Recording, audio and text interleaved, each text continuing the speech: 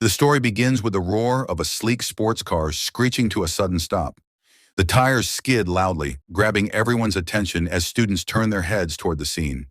A buzz of murmurs spreads through the crowd, eyes locked on the expensive car. A young man steps out, flashing a confident smile that instantly captivates the onlookers. Someone gasps in shock, whispering, "Wait, isn't that Chen Yuan? The rich second gen who's always driving luxury cars? Looks like he just got another one." The car door slowly opens again. A pair of elegant white high heels steps onto the pavement, followed by a stunning girl with an incredible figure. She steps out gracefully, wearing a smug smile. The male students around them grit their teeth in envy, muttering to each other. He just arrived and he already bagged a top-tier beauty from the elite flight attendant program? Of course, he's rich, good-looking, and smooth. Naturally, he gets a first pick when it comes to girls. He doesn't just get first pick, he monopolized them. Half the freshman goddesses already have their eyes on him. As the couple confidently walks through campus, jealous whispers fill the air. Meanwhile, up on the upper floors of the building, a group of girls watches from a window, gossiping among themselves. One of them scoffs, she's not even that pretty. I should have made a move first, but I hesitated and now I missed my chance. So annoying." Another girl replies, "Opportunity favors the prepared. If you want to win, don't hesitate next time." Down below, Chen Yuan casually glances up at them, flashing another charming smile, one that melts hearts instantly. Then he continues strolling through the mall with his girlfriend. But that was all just a memory. Right now, Chen Yuan isn't the rich, carefree guy he used to be. As he stands in the present, he reflects, "What a pity. All that luxurious spending, all those envious looks, it all disappeared in an instant." In his third year of university, disaster struck. His family's tourism business collapsed, leaving them with a massive 100 million yuan debt. Back in the real world, Chen Yuan walks into his dorm and calls out, "Hey roommates, anyone up for a late-night gaming session?" But his so-called friends react coldly. One of them, lounging on his bed, glances at him and scoffs, "Chen Yuan, I don't think we're that close anymore." Another roommate, leaning back lazily, smirks and says, "You still think you're that young rich guy from before? You thought we'd always come when you called?" Chen Yuan freezes, speechless. He swallows his pride and quietly steps out of the room, heading to the rooftop to get some fresh air. As the wind blows through his hair, he stares at the city skyline, lost in thought. All those so-called friends, the ones who used to party with me, laugh with me, drink with me, they all vanished the moment I lost my money. He sighs deeply. No choice. My parents and little sister now live in a small rented apartment. Back then, I had enough money to rent an entire floor for myself. But now I have to live in a cramped dorm. Just then, a familiar voice calls out, snapping him out of his thoughts. "Chen Yuan!" He turns around and sees Chu Wan Ding, his girlfriend. No, his ex-girlfriend. She stares at him coldly and says, "Listen, stop contacting me from now on. I hope you find a girl who understands your situation better." Chen Yuan's heart sinks. He can't believe what he's hearing. "Wan Ding, we've been together for 3 years. You're just ending it like that? Just because I'm broke now?" She sighs, flicking her hair back. "You already know the answer, don't you?" Without hesitation, she turns toward the luxury car waiting for her on the roadside. Before stepping inside, she glances back one last time and says, "Oh, and don't call me Wan Ding anymore. It sounds so cheap when you say it. If we ever meet again, actually, let's not meet again at all." She climbs into the passenger seat, slamming the door shut. Chen Yuan clenches his fists. So this is how it is. The man in the driver's seat, an older gentleman, smirks and rolls down the window. "Young man, you look troubled. Do you need a ride home?" Chen Yuan glares at him. "Oh, so when I call her Wanding, it's cheap. But when this old man calls her that, it's perfectly fine?" Ridiculous. He takes a deep breath, suppressing his emotions, and replies coldly, "No need. My home is nearby." The old man chuckles. "Oh, I just thought you might be feeling too down to think straight. Maybe I should take you home for safety reasons." Hearing this, Chen Yuan's anger flares up. If I don't fight back here, I'd be an idiot. He suddenly leans down near the car window and smirks. Big brother, you're a good man, really. But I promise, my home is just a few steps away. Then looking directly at Chu Wanding, he says, Wanding is a great girl. I hope you take good care of her from now on. She stiffens, caught off guard. The old man chuckles smugly. Don't worry. Leave Wanding to me. But then Chen Yuan's expression turns playful. He smirks and says, Oh, by the way, brother, let me give you some advice. Wanding has a few habits you should remember. First, she only uses Okamoto 001 condoms. Second, she prefers fishnet stockings, but not high-quality ones, since those aren't as convenient. And lastly, she loves dressing up as a nurse or police officer in bed. The old man's face instantly turns pale. He sputters in disbelief, gripping the steering wheel tightly. Before he can respond, Chen Yuan simply steps back and watches the car speed away, shaking his head with a sigh. Sock, I wasn't even done yet. Then looking up at the sky, he mutters, Chu Wanding, maybe you made the right choice after all. The sun glares overhead, making him squint. He shields his eyes with his hand, sighing. Forget it. This has nothing to do with me anymore. Suddenly, a robotic voice echoes in his head. Perfect life system downloading. Chen Yuan's eyes widen in shock. The bright blue sky vanishes, replaced by a glowing orange system panel. Words begin appearing in front of him. Chen Yuan stares at the glowing panel in front of him, completely stunned. Host, Chen Yuan age, 21. Height, 182 centimeters. Weight, 70 kilograms. Net worth, 87 yuan. Health value, 72. Fitness value, 75. Skills, none. Sweat forms on his forehead. What the hell is this? He points at himself in disbelief. Wait, am I the host? I wasn't even thinking about life or death. Why am I hallucinating? But before he can react further, the system panel flickers again, displaying a new message. Perfect life system download complete. A perfect life isn't just about money. It's also about valuing the opposite sex. Mission initiated. Spend money on a woman of the opposite sex. Age must be close to the host, who has a favorability rating above 60. Mission reward. Any money spent on the opposite sex will be tripled in return. Bonus. If her favorability increases by 3 points during the spending process, the refund will be doubled. Note, spending must be done through cash or personal accounts. Chen Yuan blinks in shock, rereading the information in front of him. Wait, what?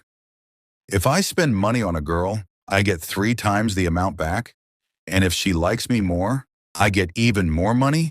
He scratches his head furiously. Did I just unlock some kind of gold digger cheat code?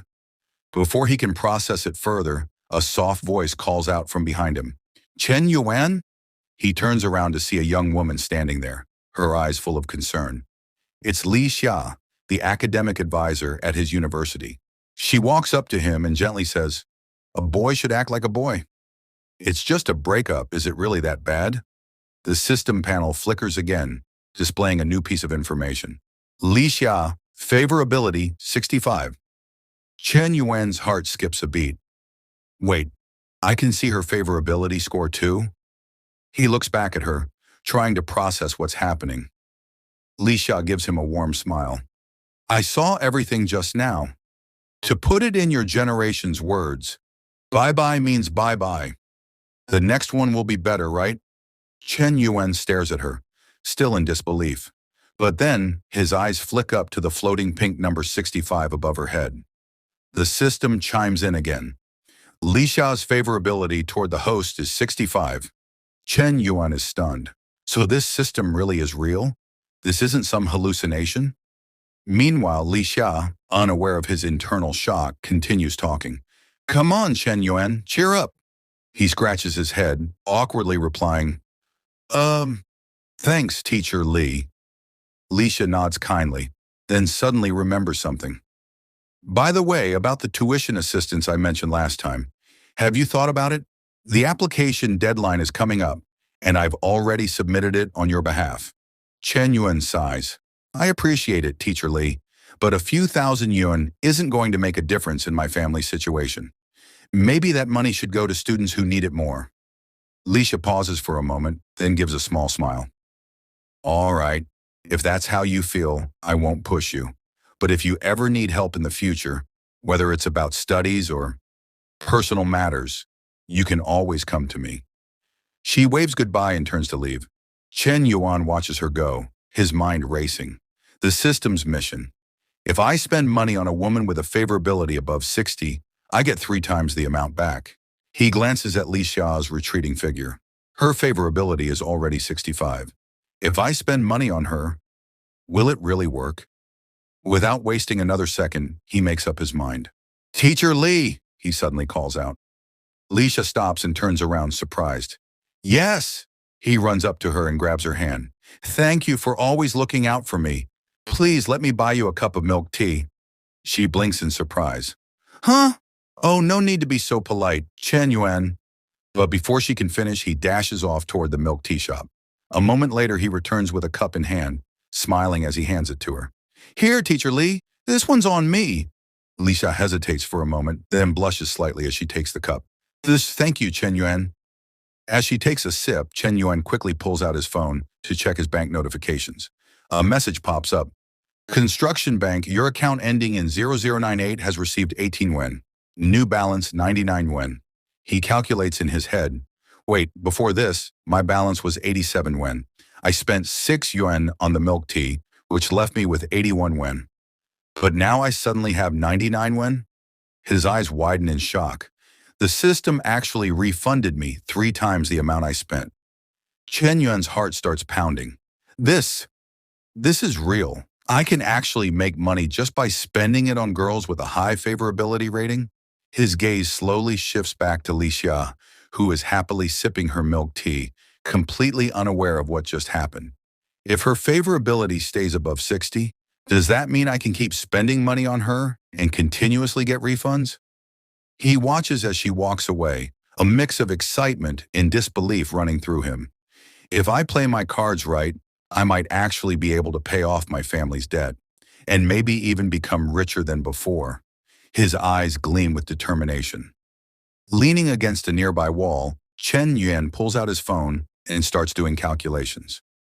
All right, the credit limit I can get is 8,000 from JB Bank, 20,000 from another loan, plus a business loan of 2,158, and the 99 yuan I already have.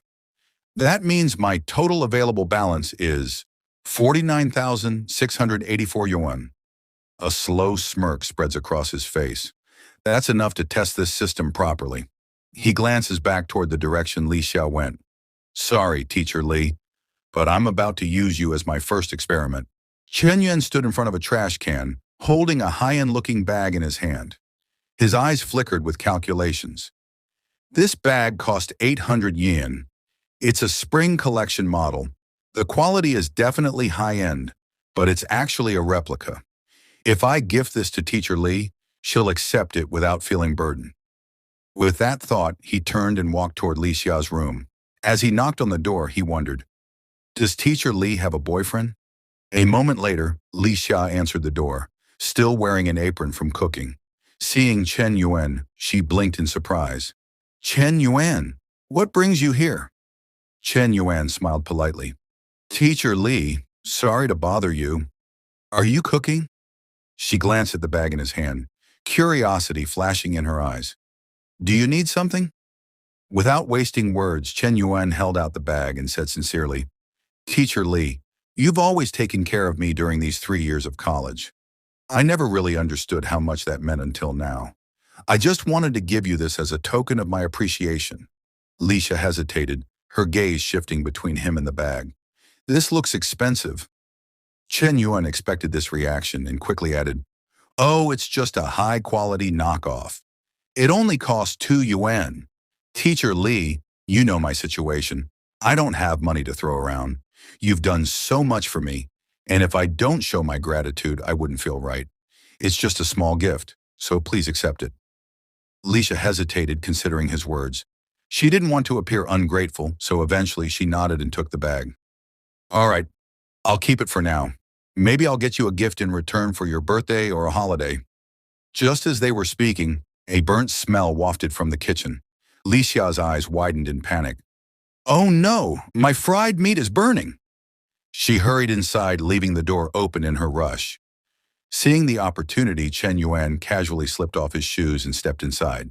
Li Xia poked her head out from the kitchen, calling out, Chen Yuan, you haven't eaten yet, right? Stay for dinner, Chen Yuan smiled to himself. Her boyfriend isn't here. That's good. Spending more time together could increase her favorability. But just as he was getting comfortable, the system chimed in. Construction Bank. Your card ending in 0098 has received 119 yuan. Current balance, 12,200 yuan. Chen Yuan grinned. That bag cost me 39,800 yen, and with the triple refund, I earned 11,400 yen back. That means I made nearly 80,000 yen in total profit. He was lost in thought, but Li Xiao's voice snapped him back. Chen Yuan, why are you just standing there? Sit down and eat. He smiled and took his seat. As they started eating, he casually asked, By the way, Teacher Li, where's your boyfriend? Li Xia paused, raising an eyebrow. Boyfriend? What are you talking about? I don't have one. She struggled with her apron, muttering, Ugh, why won't this come off? Chen Yuan stood up and walked over, offering, Let me help you. She instinctively refused. No, no need. But he was already behind her, skillfully untying the apron. His eyes lingered on her figure for a moment, but he quickly refocused. Almost done. Suddenly, a loud voice interrupted them. What are you two doing? The figure at the doorway was none other than Liang, Li Xia's younger sister. Chen Yuan froze. Nothing. Li Xia, however, smiled and welcomed her. Liang, why are you home so late? Come eat. She ran over and hugged her younger sister's arm. This is my student, Chen Yuan. Chen Yuan awkwardly raised his hand. Hello. Liang glared at him coldly. I'm not in a good mood. Sensing the tension, Chen Yuan quickly made an excuse. I actually ate before I came. I should head back to school now. As he left, Li Xia watched him go with a hint of surprise. Liang crossed her arms and said firmly, I think he has bad intentions. Li Xia immediately retorted, He's just my student. Liang scoffed. A student who wants to hug his teacher? Blushing, Li Xia pushed her sister toward the dining table. What nonsense are you talking about? Just eat. Meanwhile, outside, Chen Yuan walked back toward campus, deep in thought. Who should I spend money on next? Suddenly, someone crashed into him. Chen Yuan quickly recognized the person in front of him. It was Lang, one of his roommates. The guy looked like a lifeless corpse, his hand trembling as he reached out. Yuan-ji, my goddess, Fang Min. She went to the movies with that damn Li Jianping. Chen Yuan frowned. Fang Min, the class beauty from the international business program? Lang had been obsessed with her for ages, even though she had never spoken a word to him. Chen Yuan sighed. That's it? Lang saw Chen Yuan's indifferent expression and became defensive. Wait, you're not laughing at me, are you? Chen Yuan looked away, as if something had caught his attention. Forget that for now. Look over there. Lang followed his gaze and immediately straightened up. Two stunning girls were walking nearby. Lang's face turned red, and he started breathing heavily. Yuan-ji, she just went to the movies with him. They didn't rent a hotel room or anything, right? That means I still have a chance, right? Chen Yuan sighed.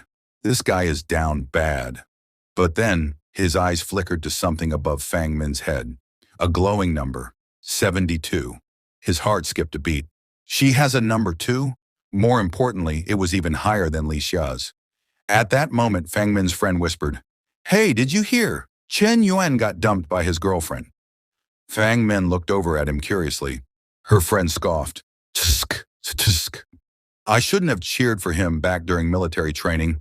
Fang Min sighed, listening to the conversation. But as she passed by Chen Yuan, she stole a quick glance at him. Chen Yuan, however, was focused on something else.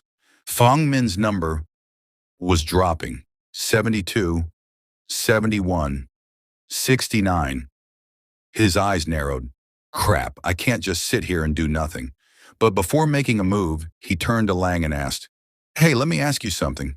If I went after Fang Min, Would you mind? Lang rubbed his chin. The real question is, do you think you can even win over the class beauty? That was all Chen Yuan needed to hear. He turned away and smirked. Good bro. That's all I needed to know. Then without hesitation, he walked straight toward Fang Min. Lang's jaw dropped. Yuan Ji, are you serious? Chen Yuan smirked. Watch me. Chen Yuan ran to Fang Minu as fast as he could and seriously called out, Minu! The girl blankly turned around, blushing as she looked at him. Her friend was startled and instinctively became defensive. She immediately stepped forward and shouted, Chen Yuan! What do you want with our Minu?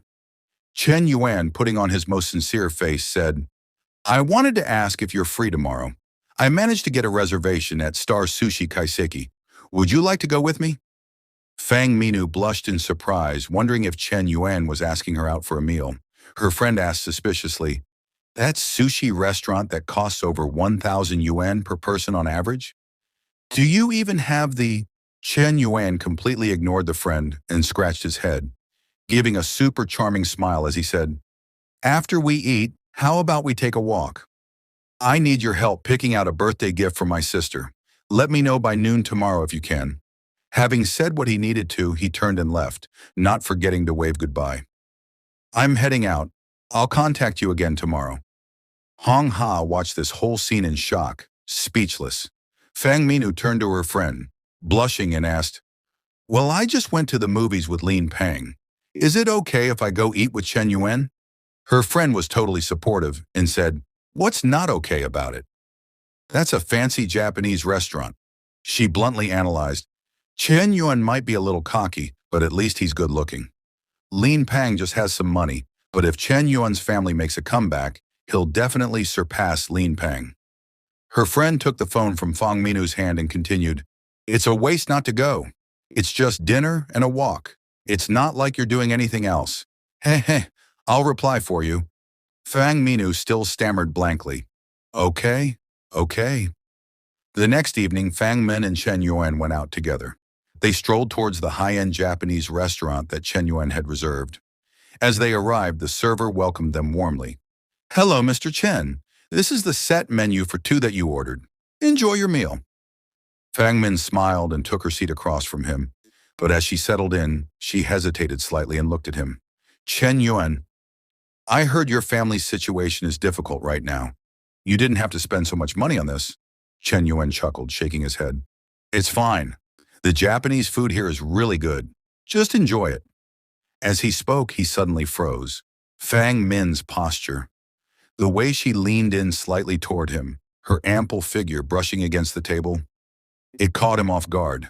Chen Yuan's heart pounded as he quickly tried to calm himself down. It's only been 2 months since I stopped gambling. I need to focus. Calm down.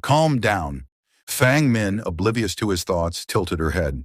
By the way, why did you suddenly invite me to dinner? Was it really just to pick out a gift for your sister? Chen Yuan, still regaining his composure, sipped his tea before replying honestly. I've actually wanted to invite you to dinner for a while now. I just never had the right opportunity. Chen Yuan felt a wave of panic. Wait, did I say something wrong? Why did her favorability drop? Fang Min lowered her gaze, thinking for a moment, then softly responded, Oh. Chen Yuan quickly snapped back into action. I have to fix this. He smiled and leaned forward slightly. You know, during military training, you always bought me water, and you even texted me at night. I never forgot that.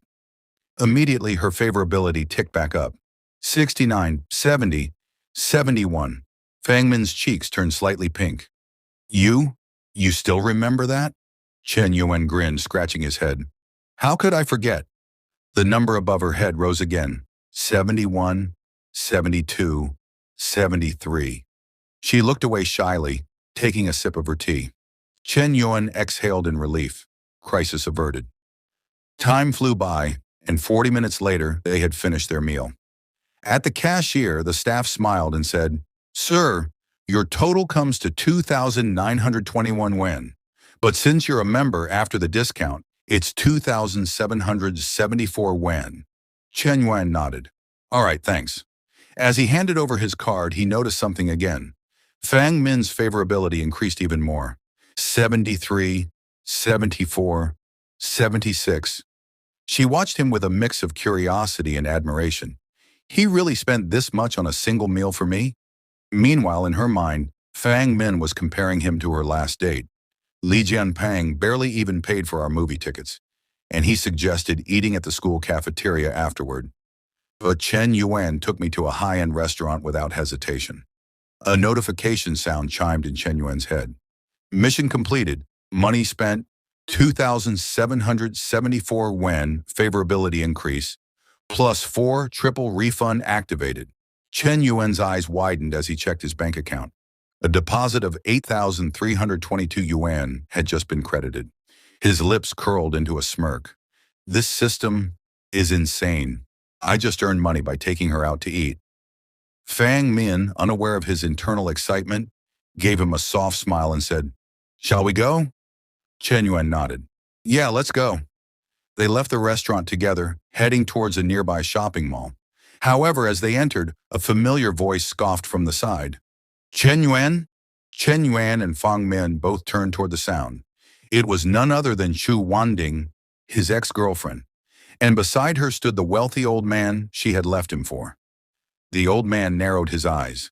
"Why is he here?" Chu Wanding's expression darkened as she sneered. "Humph, so you're already bringing a new girl shopping, huh?" Fang Min frowned slightly. "Chen Yuan, who is she?" Before Chen Yuan could respond, Chu Wanding stepped forward, a fake smile on her lips. "Oh, I was just giving you a friendly warning. You should be careful with this one. He may seem generous now, but trust me, when he runs out of money, he won't be so charming anymore." Chen Yuan's gaze turned cold. "Funny. That's exactly what you said before you ran off with him." He gestured toward the old man beside her, who was now glaring at him. The old man smirked, clearly enjoying the moment. "If you're shopping for a gift, maybe check the clearance section. Something more within your budget." Chu Wanding giggled. "Oh, that's a great idea. Fang Min, you should make sure he's not just putting on a show for you." Fang Min, however, didn't seem amused. Instead, she crossed her arms and looked directly at Chu Wanding. "And who are you again?" Chu Wanding's smirk faltered slightly. "His ex." "Oh, ex?" Fang Min raised an eyebrow. "Then why do you care so much about what he does now?" The old man's face twitched. "Wanding, let's go." Chen Yuan chuckled, stepping closer to Fang Min. "What do you say? Should we do some shopping and show them how it's done?" Fang Min smiled. "Absolutely." They turned and walked away, leaving Chu Wanding fuming behind them. But as they did, the system suddenly chimed in. New mission. Spend money on a person of the opposite gender with a favorability rating above 60. Additionally, cause negative emotions in a nearby target. Mission reward. For every 5 points of negative emotion created, your refund amount will be doubled. Chen Yuan's smirk widened. "Oh, now this is getting interesting." Chen Yuan smirked as he read the system's notification. "A mission that lets me earn money while humiliating these two? Sounds perfect." He gently took Fang Min's hand and led her forward. "All right then, let's take a look inside." They walked into a luxury boutique, the kind of place where price tags weren't visible, because if you had to ask, you couldn't afford it. Meanwhile, the store attendants immediately noticed them. 2 saleswomen whispered to each other. "Ugh, it's him again. You go serve him this time." "No way. Last time he tried on a bunch of stuff and didn't buy anything. You do it." One of them sighed and walked forward with a forced smile. Chu Wanding and her sugar daddy walked in behind them. She let out a dramatic sigh. "Honey, I've already picked something out. Can you pay for it?" She held up an expensive designer bag, her expression smug. The old man laughed. "Of course, my dear. A mere 100,000 yuan bag is nothing." The sales associate's attitude immediately changed as she rushed to serve them. "Miss Chu, you have amazing taste. This bag is simply perfect for you." Ms. Zhu has great taste, perfectly matching her temperament. Unlike some customers who have no taste at all, another receptionist also took out expensive items and offered them. "Ms. Zhu, this jewelry set also goes very well with the bag you just chose. Would you like to try it on? It looks great on. It's just a little expensive. About 100,000 in total." Chen Yuan, not bothering to pay attention to those 2 pretentious people, looked at Feng Minghui and whispered, "Minghui, Don't be stingy with money for me, Hearing this, Feng Minhui pointed to a bag in front of her and said, I think this bag is pretty good. The style is also very young. Your sister might like it. Hearing this, the receptionist said with a look of disdain, These two things together are more than 50,000. Very expensive. Zhu Wanding's old geezer looked at her unhappily, thinking, 100,000 to waste. Originally, I could coax her with a 2,000 yuan bag today, but now she wants a whole set of 100,000. After Zhu Wanding happily finalized the purchase, she seduced him and whispered, Swipe your card, honey. Chen Yuan is still watching. Hurry up and show off your boyfriend power, him. He thought bitterly, 100,000 is boyfriend power? I don't have that much money in my card. Suddenly, Chen Yuan's forceful voice rang out. Hey, I'll take both of these bags. And I'll also take the accessories that the girl over there just recommended. The sugar daddy couple heard this sentence as if struck by lightning. Turning around to look at Chen Yuan with shocked eyes, Feng Minhui was just as flabbergasted. The sales associate who was all over Zhu Wanting earlier did a complete 180, thinking, wait, he's getting the accessories too? I thought he was broke. AF, the sales associate, who was being so snooty just moments ago, was now practically vibrating with glee. Chen Ji, 2 bags plus accessories. That'll be 131,000 yuan, Chen Yuan thought to himself. How interesting. Get paid to eat and drink, and now this money comes back. Perfect. Chen Yuan pulls out a regular, Jane-looking card and says casually, Here, swipe this. The overjoyed sales associate was all smiles. Yes, sir. I'll wrap it up for you right away. She was about to cry tears of joy. She thought she was going to work for free today, but it turns out he's not just buying 2 bags, but also the accessories. That's over 130,000 yuan. I never thought this dude who got dumped would be so generous, even more so than before. Zhu Wenting was burning up with envy. She couldn't handle the truth and screamed, Chen Yuan, didn't your family go bankrupt? Where did you get so much money? A dude behind her chimed in. He probably took out a loan or something, right? Chen Yuan raises his chin, replying coolly, Believe what you want, I'm not short on cash. How about I buy another bag for Zhu Wanting that's just over 20,000 yuan? It's peanuts to me. That guy looked like he was about to explode. Chen Yuan wasn't done yet, he added. A man should be generous as well as suave. That Audi A88 of yours cost at least 600,000 or 700,000. You wouldn't mind this little bit of money, right? Zhu Wanting is being so competitive. She immediately turned around and urged him. Hao Jun, show him what you've got. Don't let him win. He was secretly fuming, thinking, that A8 is on a payment plan. I can't let Warranty know that. Ugh, this is so annoying being triggered like this. Not knowing what to do, he grabbed his phone and said, Hold on, I need to take this call. Zhu Wanting was pissed and called out, Hao Jun, what are you doing? The other sales associates got a good show to gossip about. The dude walked outside, loudly faking the phone call while practically running away. Who told you to decide that? Didn't I say any project over $1 million needs my approval? Zhu Wanting was grinding her teeth in anger. Chen Yuan, just you wait. Watching their pathetic figures and the increasing number on the gold diggers meter, he thought, oh, negative emotions. This is easier than I thought. Whatever. I'm too lazy to bother with them. Just got to finish the mission. After paying, Chen Yuan hands the bag to Feng Minhui, saying, Minhui, take this. It's a gift. She was shocked and waved her hands. No, I can't, Chen Yuan. It's too expensive. Chen Yuan hands the bag to her. With the other hand, taking another bag from the sales associate, it's nothing. It's just a bag. You are laughed at and humiliated by those 2 jerks because of me. I'm a bit embarrassed, so consider it my apology. Just accept it. Please accept it. Feng Minhui hesitated for a moment and said, Well, okay. Thanks then. Chen Yuan continued happily. Don't thank me so fast. And there is this, and those. All for you, Feng Minhui asked in surprise. Huh, isn't this for your younger sister? Chen Yuan responded casually. I don't know if she likes them, but I know you at least like this bag. He pretended like that, but in his heart he thought, are you kidding? If I really buy it for that little devil Chen Xuan, she won't just scold me for wasting money, she'll rat me out to mom and dad too. From the beginning I was buying those 2 bags for you. Just take it. After you take it, I can get refunded tonight. Feng Minhui stepped back. In her heart, she thought, 1 bag was already too much. But to accept all of this like this, wouldn't that make a bad impression on him? The girl blushed, embarrassed, and replied, "I can't, Chen Yuan."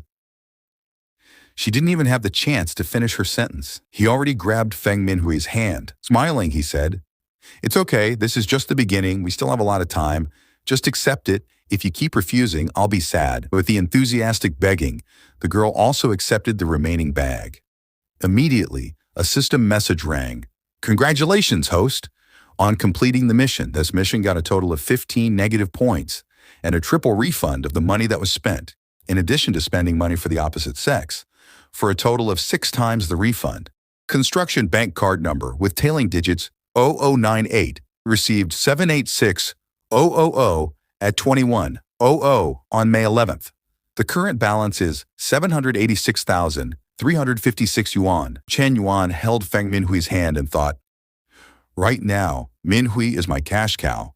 I have to protect her well and not let the drop in affection from just now happen again." He said gently to her, "Minhui, let's go back to school. It's getting late." In Chen Yuan's heart, he thought, "Although I really want to go a round or two, this kind of thing can't be too hasty. It's better to let it happen naturally." Feng Minhui was also moved by this action and thought, "Chen Yuan is completely different from Li Jianping. He didn't mention going to a bar. If not, I really wanted to." A moment later, Chen Yuan finally arrived at the South Dorm. At the same time, a group of youths were coming down from upstairs, repeatedly cheering, "Jianping, so enviable, so quietly you got the class beauty.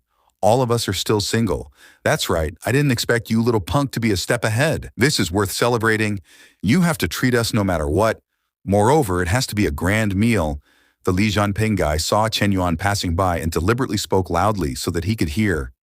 At that time, call the whole class to go, "Let's be lively." Chen Yuan pondered and went back to his dorm room. Inside, one roommate looked bitter and opened his receiver and spoke to him.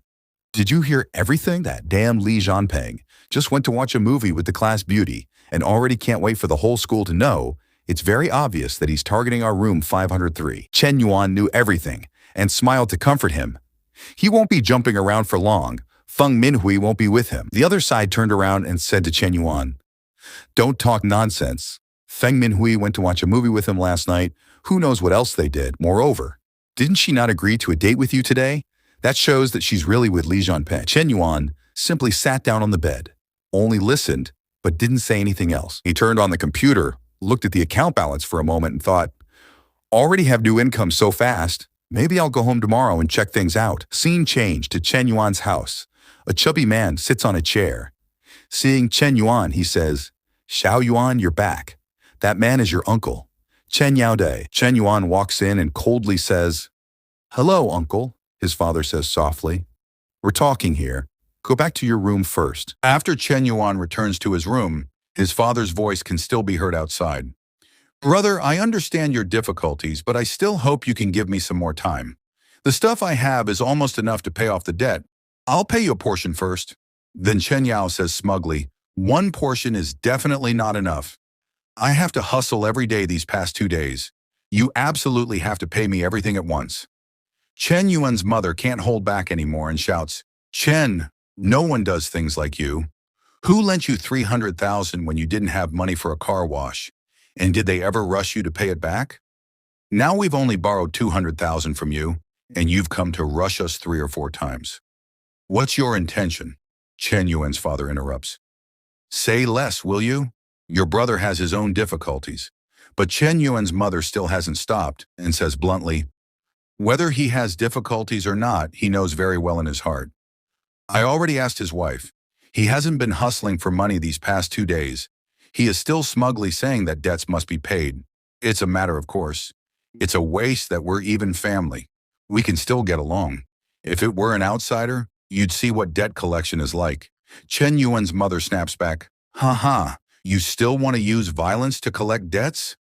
Oh heavens, the Chen family are all white-eyed wolves. What was the point of treating you all so well in the beginning?" Chen Yuan's father turns to say, "What are you saying? Aren't there still some jewelry? Go into the room, find some, and sell it. We'll buy it back for you later when we have money." Chen Yuan's mother says irritably, "Stop it. What are we buying? Let's pay off the debts in the house first." Suddenly inside, Chen Yuan's system rings with a notification. A perfect life shouldn't carry debt. Time-limited mission, pay off family or personal debt. Mission reward, the amount of debt paid will be doubled for the host. The first time you pay 200,000, you will get 1 million, specifically for a car. Chen Yuan stares blankly at the notification in front of him, thinking to himself, this mission came at just the right time.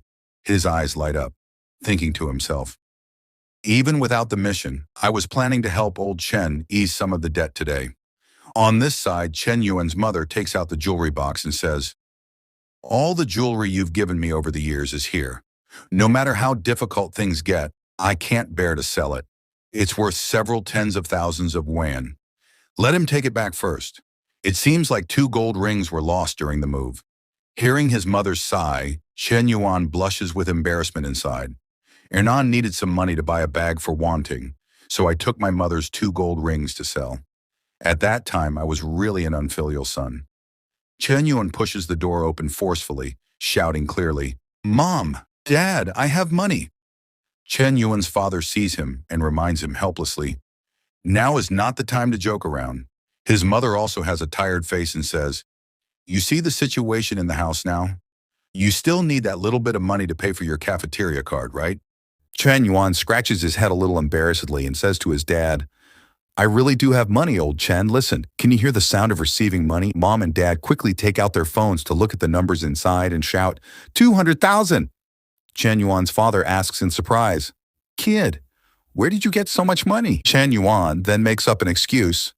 Mom and Dad gave me a lot of pocket money before. I invested some money in cryptocurrency with a friend. He didn't let me touch it, saying that the potential for increase was great. Only these past 2 days did he convert it into real money. He thinks to himself, maybe this excuse will work. Anyway, the pocket money back then was really a lot. His mother immediately becomes happy, saying, good job, son. You've helped our family solve a worry. Chen Yuan's father also reminds his mother, all right, let's pay the money first to send that plague away. Chen Yuan's father goes out to transfer the money to Chen Yaode and then says coldly, Yaode, we've paid off the debt. Chen Yuan's mother also curses. Now that you've received it, get lost. Don't ever come to our house again. Chen Yaode looks at the real number in his phone and immediately becomes cowardly. He stammers, looking at Chen Yuan's mother, sister, Vinlaw. What are you doing? Chen Yuan's mother says sternly and loudly, don't you understand human language? I said get lost. After that, he doesn't need to leave on his own. Chen Yuan's parents kick him straight out. He looks inside in a daze, thinking to himself in confusion, my cousin owes nearly 100 million outside. I thought he would run out of money eventually, so I had to come and collect the debt early. Why could they pay off the debt so quickly? Could it be that my cousin's new business is making money? Then he's about to get rich again. He then feels regret and slaps himself. How can we ever meet again after what I did today? Damn it, why did I even come? On this side, Chen Yuan's system rings with a notification. Checking that the host has completed the first debt repayment goal, the system will immediately issue the reward. Construction Bank card number, ending in 0098, has received 400,000 yuan at 11:39 on May 12th. The current balance is 1,163.56 yuan. Construction Bank card number, ending in 0098, has received 1 million yuan at 11:39 on May 12th. The current balance is 2635. Chen Yuan looks at his phone, thinking to himself, excluding the private money to buy a car from the second message, my private account already has more than 1 million. I didn't expect that coming home would not only help my parents solve a worry, but also have such a big harvest, Chen Yuan thinks. But completely solving all the debts in the house still requires a lot. So right now, even if I give all the million in my hand to old Chen, it's useless. The most beneficial thing is to use this capital to create more money. Chen Yuan looks at his parents, who are so happy that they're crying beside him, and thinks to himself, let's calculate. I can only give old Chen 2 more 10,000. Thinking this, he goes to his parents and says, old Chen, I actually still have a portion that hasn't been withdrawn, about 210,000. Do you need to use it urgently now? Chen Yuan's mother waves her hand and says, Mom feels like we can keep it for now. The other debts aren't urgent for the time being. Suddenly, old Chen blushes and speaks up. Wait, give me 10,000 first, embarrassingly says. That, Chen Yuan, give me 10,000 first. Chen Yuan responds with a smile. That's right, old Chen. This is the right feeling. He recalls himself in the past, thinking to himself, this appearance of dad is exactly like me when I asked him for money before. This thing like inheritance is really interesting. Cut to outside Li Xiao's house. Chen Yuan's standing there. He sees her and immediately says, Teacher, you're back. Li Xiao smiles when she sees him. Yep, no classes this afternoon. Chen Yuan leans in, all eager, and says, Are you free tonight? I wanted to treat you to dinner. You bought me food last time, so it's my turn to return the favor. The moment he says that, sharp eyes flash behind her, making both Li Xiao and Chen Yuan sweat bullets. Li Meng, her face full of killer intent, appears behind her teacher, making Chen Yuan stutter. Li Meng, Chen Yuan freezes, thinking, this teacher's little sister is seriously my nemesis. Can't mess with her, can't mess with her. These two sisters are really different. The older one is gentle, but Li Meng is tough and always on guard. She narrows her eyes at Chen Yuan. Chen Yuan gets super nervous under her gaze, then turns and stammers, Oh, teacher, I suddenly remember I still have something at school. Might be busy tonight. We'll do the treat another time, okay? I'll go now. And he bolts. Li Meng says to Li Xiao with a serious face, I told you that kid has ulterior motives. Li Xiao replies softly, Maybe he really just wants to buy me a meal besides. Even if he does have other intentions, I wouldn't agree. Chen Yuan's already outside, thinking to himself as he walks, It's so hot. He absent-mindedly thinks back to the past, driving around in an air-conditioned car with Zhu Xiaoting that was comfortable and cool. Thinking about it still feels nice. Suddenly, he remembers something, takes out his phone, and thinks, Wait, I actually have some money set aside to buy a car right now, but I haven't used it. Am I not giving the system enough face? He thinks for a second, then texts Feng Minhui, Free this afternoon, want to go car shopping with me? Feng Minhui replies quickly, Sure, no classes this afternoon anyway. Feng Minhui's friend reads the message and squeals to her, Aya, you two lovebirds are already going to pick out a car together. That was fast. Are you not coming back to the dorm tonight? Tell me, tell me. Feng Minhui blushes and protests. Don't talk nonsense. We're not even dating yet. Her friend teases. Our Minhui is so lucky to find a rich gold, turtle, and a handsome one at that. That brat Chen Yuan got a steal. She reaches out and gives Feng Minhui's chest a playful squeeze, making her blush and exclaim, stop it. An hour later, at a top-tier 4S dealership, an employee sees them arrive and greets them, Welcome, what can I do for you? Are you here to see cars? What kind of car are you looking for? Another guy walks over, face red and dazed, and asks, Minhui, you, what are you doing here? Feng Minhui turns and says softly, Oh, Senior Qin, she thinks to herself. Qin Yang, the upperclassman who used to chase me in high school. Why am I seeing him here? The guy walks up to them and asks her, Minhui, who's this? Chen Yuan steps forward and introduces himself. I'm her classmate. Xin Xiao asks, Oh, are you two here to see cars? What kind of car are you interested in? Chen Yuan points to the car next to him without hesitation and says, I want to learn more about this MCH model. Xin Xiao says enthusiastically, The car exhibits are over there. Feel free to look around. You can also sit inside. In his heart, he's clearly looking down on them, thinking, The lowest MCH is at least 500,000, and it's more than 600,000 on the ground. This kid is dressed so plainly. If you don't have money, you don't have money. What's the point of bringing a female student to the 4S store and pretending to buy something?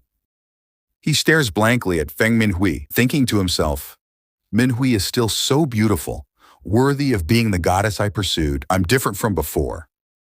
Salary of more than 10,000 a month, outstanding salesperson, drives a 200,000 Honda Accord to work. Girls are realistic now. Guys like me are their top choice.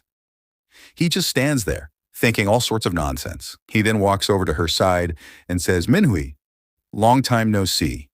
If you're free tonight, how about we catch up? Feng Minhui replies awkwardly, Sorry, senior, I might not be free today. I have other plans tonight. Chen Yuan suddenly pipes up, Hey, is it possible to arrange a test drive? He gets interrupted and thinks bitterly. I'm trying to ask Minhui out, what are you interrupting for? You can't afford it, so what do you want a test drive for? Wasting my time. He suppresses his anger and replies, Sorry, the test drive vehicle has already been driven out by our boss today. No test drives today. Chen Yuan, with his history of changing cars every few days, thinks he is not someone who knows nothing about cars. He already saw the MCH in the store when he came in. If you can't arrange it, then change someone else. Without saying much, he gets off the car and shouts loudly to the front desk, "Excuse me, could you arrange another salesperson for me? I want to test drive immediately." A girl walks out and says softly, "Hello, my name is Chen Na. I am the sales consultant of the store. How can I help you?" Chen Yuan looked at the sweet girl in front of him and praised him. Another colleague saw this and asked the guy, "Isn't Qin Yang supposed to be handling that customer? Why did you let Chen Na take over?" He replied annoyedly, "I couldn't be bothered. Let Chen Na work for free." A student saying he wants to buy an M9 and test drive it? Isn't that just bragging? The other colleague said. What if he actually buys it? You'll regret it then. Qin Yang still scoffed. Buy my ass. Just a poor guy bringing a pretty girl along to show off. I've seen this a million times. Meanwhile, Chen Na was enthusiastically introducing the car. Sir, this car mainly features intelligent driver's seat design and is equipped with a 192-line laser radar, enabling full autonomous driving. How does it feel?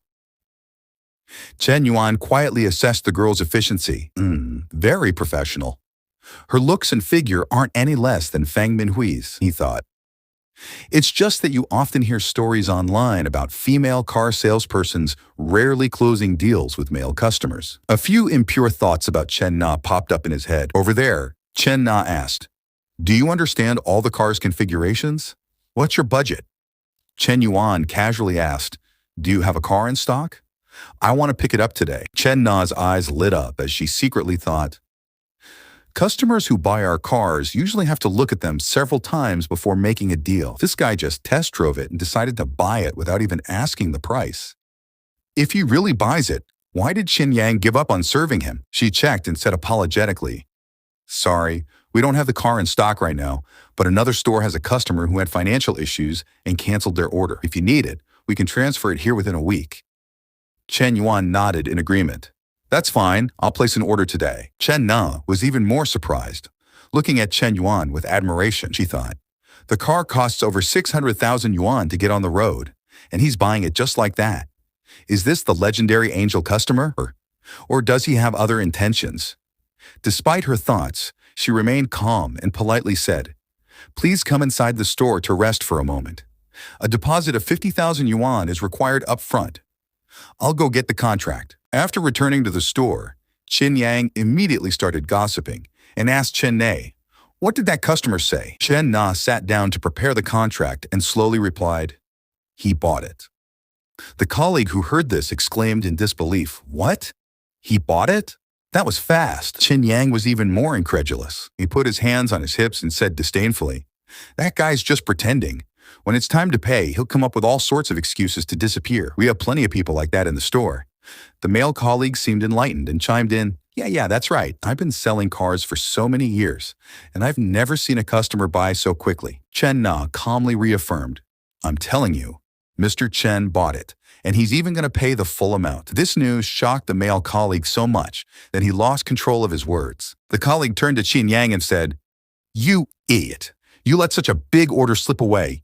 You're going to regret this." He couldn't do anything about his frustration and could only clench his fists in self-anger. After completing the paperwork, Chen Na asked with a smile, "Mr. Chen, if you have any issues with the follow-up procedures, feel free to tell me at any time. Where would you like to go later? Would you like me to see you off?" Feng Minhui walked over and took Chen Yuan's arm, saying, "No need. We'll call a car ourselves." Seeing her attitude, Chen Na felt a little embarrassed and thought guiltily, "I was too eager to protect the customer and made his girlfriend unhappy. I'm screwed making this." She stood in place and politely said, "All right then, I won't see you off any further." The two continued to stroll down the street. Chen Yuan looked at his phone and asked, Hui, let's go eat now, okay?" She suddenly pouted and said, "Oh," which sounded ominous. Chen Yuan immediately realized something was up. He turned to her and asked, "Feng Minhui's unhappy. Are you jealous?" She blushed and looked away, saying, "No, I'm not." Chen Yuan smiled indulgently and said to her, "You say you're not? Your expression says otherwise. I and she are only the business relationship between a salesperson and a customer, nothing more." Feng Minhui blushed, her voice a little sulky as she replied, "Who knows? You were talking to her so happily, And you were scrolling through her moments. For so long, too. Chen Yuan scratched his cheek and explained embarrassedly. Haha, it's actually just a habit. I always scroll through people's moments whenever I add them as friends. She turned her face away and reminded him. Well, don't do that next time. After saying this to Chen Yuan, Feng Minhui thought, I clearly have nothing to do with Chen Yuan, so why am I suddenly jealous? Guys who spend money so generously are really easy to attract other women. I have to hold on to Chen Yuan tightly. Meanwhile, Chen Yuan was still repeating the words from earlier. I won't do that next time. Let's go eat first. Then we'll go shopping. I'll buy you gifts for National Day. He was a little nervous in his heart, thinking, there won't be anything fishy next time. I'm really not that pure, damn it. Hearing about shopping, Feng Minhui said, but you already bought me 2 bags yesterday, she thought to herself. Although I'm a little expectant, it's not good to let Chen Yuan spend money like this. What if he thinks I'm a gold digger? Chen Yuan smiled gently and said, it's okay, it's normal for girls to have lots of bags. Anyway, there are 7 days in a week, so you won't be repeating them every day. He thought to himself. Anyway, spending money on girls can get me a 3. The more she buys, the better, so I can earn more. The two went into a cafe.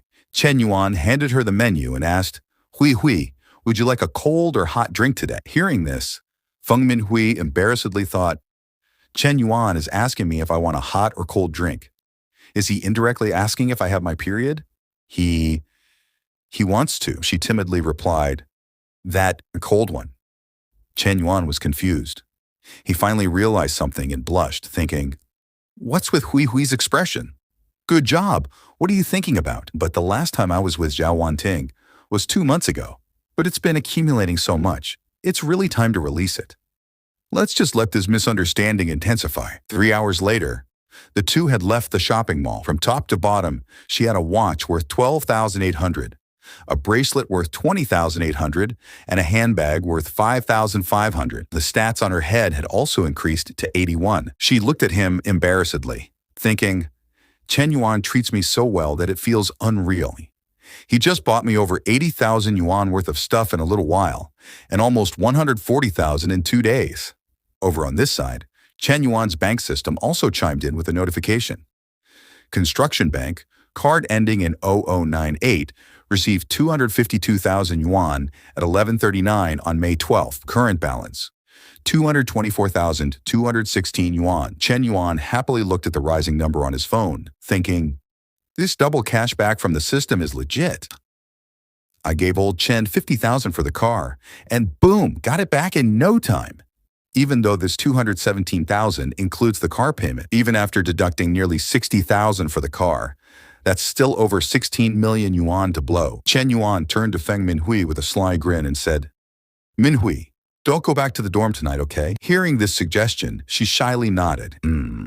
Half an hour later, at the Grand Rich Hotel, room 808, Chen Yuan was leisurely taking a warm shower, washing away all the worries. Feng Minhui was lying on the bed outside, anxiously staring at her phone screen, thinking, Chen Ling asked why I haven't come back to the dorm. What do I tell her? Just say I'm with Chen Yuan? Too embarrassing. Before she could figure it out, Chen Yuan came out. His toned body was on full display. Chen Yuan, while drying his hair, asked, Minhui, are you ready? She blushed, looking at Chen Yuan.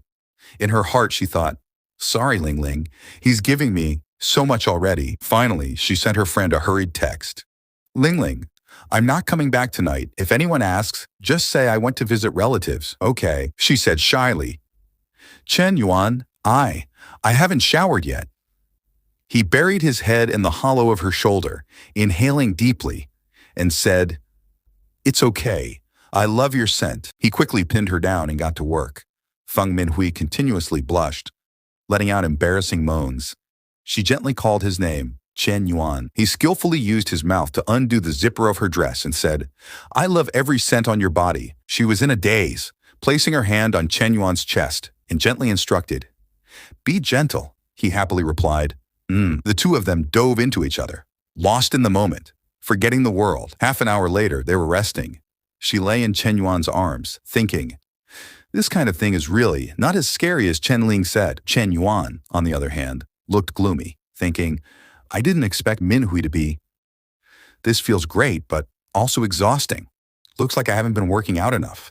2 months without doing it, and I've regressed this much. Before he could rest much, Feng Minhui climbed on top of Chen Yuan and gently said, Chen Yuan, how about we do it again? Chen Yuan, hearing this, startled and said, Minhui, can you wait a little longer while I rest? She, with a deadly seductive look, cooed, No, I want it now. Early the next morning, Chen Yuan returned to the dorm. He got out of bed with a refreshed spirit, thinking, the system even gives cash back on loan repayments. All my loans plus credit card debt add up to 52,000. I'll pay those off first. Chen Yuan looked at the balance in his account, pondering, there's still Li Yuheng's 100,000 back when my family went bankrupt. All those fair-weather friends avoided me. But Li Yuheng helped me without saying a word. Suddenly, a roommate came over and asked, Old Third, where'd you go last night? Check the group chat. There's a friend gathering tonight at noon. Chen Yuan opened the group chat and saw some people discussing, the weather's pretty good this weekend. Everyone should go out for a stroll. Immediately after, a photo of a car appeared. The people below were exclaiming, Damn! Bang is getting a car. That's a Baohan Lai rolling at 280,000. Bang is really rich.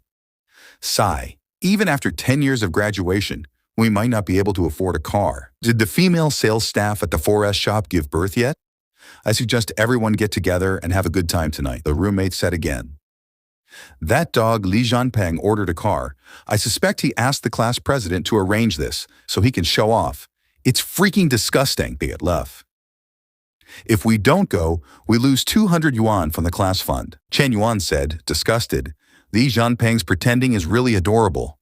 You guys go. I'm not going. Before he could finish, a message arrived. Yuan, long time no see. Hen Yuans. Come over for a meal tonight. Relax a little. Suddenly, the system chimed in with a notification. Perfect life mission. It's not just about the opposite sex's favor, but also a career foundation limited time mission. The host will receive 1 million yuan dedicated to investment within 1 week. Invest all 1 million. Mission reward. Any income earned from business activities will be doubled. Chen Yuan read the mission and happily thought, this time, it's a career-related mission? Right on time. I was thinking I needed a reasonable source of income for all this money in my account. Li Yuheng's acoustic bar is under renovation. Maybe I can invest in his bar. Chen Yuan stared at his phone, Li Yuheng's message in front of him. Yuan, long time no see. Come out for a meal tonight. Relax a little. He replied, send the location. Tonight Daddy will show you a change of scenery at the South Scenery Bar in a VIP room. Cheng Long, a young master lounging on the couch, said with a dismissive look, Young Master Li, who are you still waiting for? I'm about to starve to death. That guy was Lin Guangyao. Shi Haiji, sitting on the side, chimed in. Aren't all the important brothers here already? Zhao Zhengang, sprawled out there, also said, That's right, important people wouldn't be late. Li Yuheng held a glass of wine in his hand and said affably, What's the rush? Aren't there fruits and snacks on the table? Snack on those for a bit. Chen Yuan is coming soon, look loud. Lin Guangyao, hearing this, jumped up and said, Chen Yuan, isn't his family bankrupt? He's not in the same circle as us anymore. Why call in here? Lin Yuheng said seriously, I'm paying tonight. I'm not asking you to pay, so what are you complaining about? Chen Yuan is my childhood friend. You can't lump him in with those guys. Lim Guangyao said dismissively, If young Master Li says we wait, then we'll keep waiting. The girl next to him said, You're such a pain, Brother Yao. You won't be my boyfriend, but you always touch me. Lin Guangyao then directed the conversation to Shi Haiji. Isn't your cousin's girlfriend coming tonight? Why isn't she here yet? Shi Haiji said with a wide grin. She's on her way, but there's traffic. It'll probably take another 10 minutes or so. Lin Guangyao scoffed inwardly. His family always depended on mine. If it weren't for me, he wouldn't even qualify to be at gatherings like this. And how the heck did he stumble upon such a hot girlfriend, especially that short, tight skirt and white shirt? No guy can resist that kind of allure. Anyway, they're not married yet, so maybe I still have a shot. Chen Yuan finally showed up. He opened the door with a bright smile and said, Sorry for the wait, everyone. Yi Yuheng, seeing Chen Yuan arrive, gently asked, Why are you so late? Chen Yuan replied honestly, Traffic. I swear, that driver took the long way, specifically through the worst traffic jams, Yukang. Li Yuheng lightly punched his shoulder, laughing, Damn, some drivers have no morals. File a complaint. Lin Guangyao thought despectively. Taking a taxi? Everyone here drove their fancy cars. No wonder he got stuck in traffic. He sneered. You're lucky we all drove ourselves.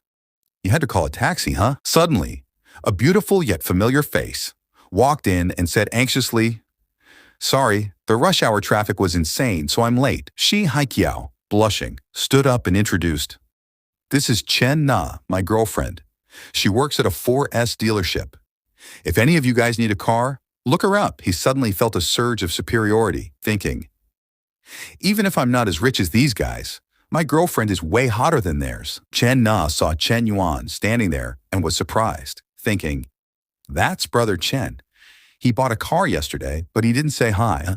I guess I should pretend this is the first time we're meeting. With that thought, she walked straight to Shi Haiqiao, her face stiff, yet still radiating charm. 40 minutes later, Li Yuhang stood up, his face flushed with alcohol, and said, Now that everyone's stuffed, let me say a few words. That bar I'm opening, I really want to make it big.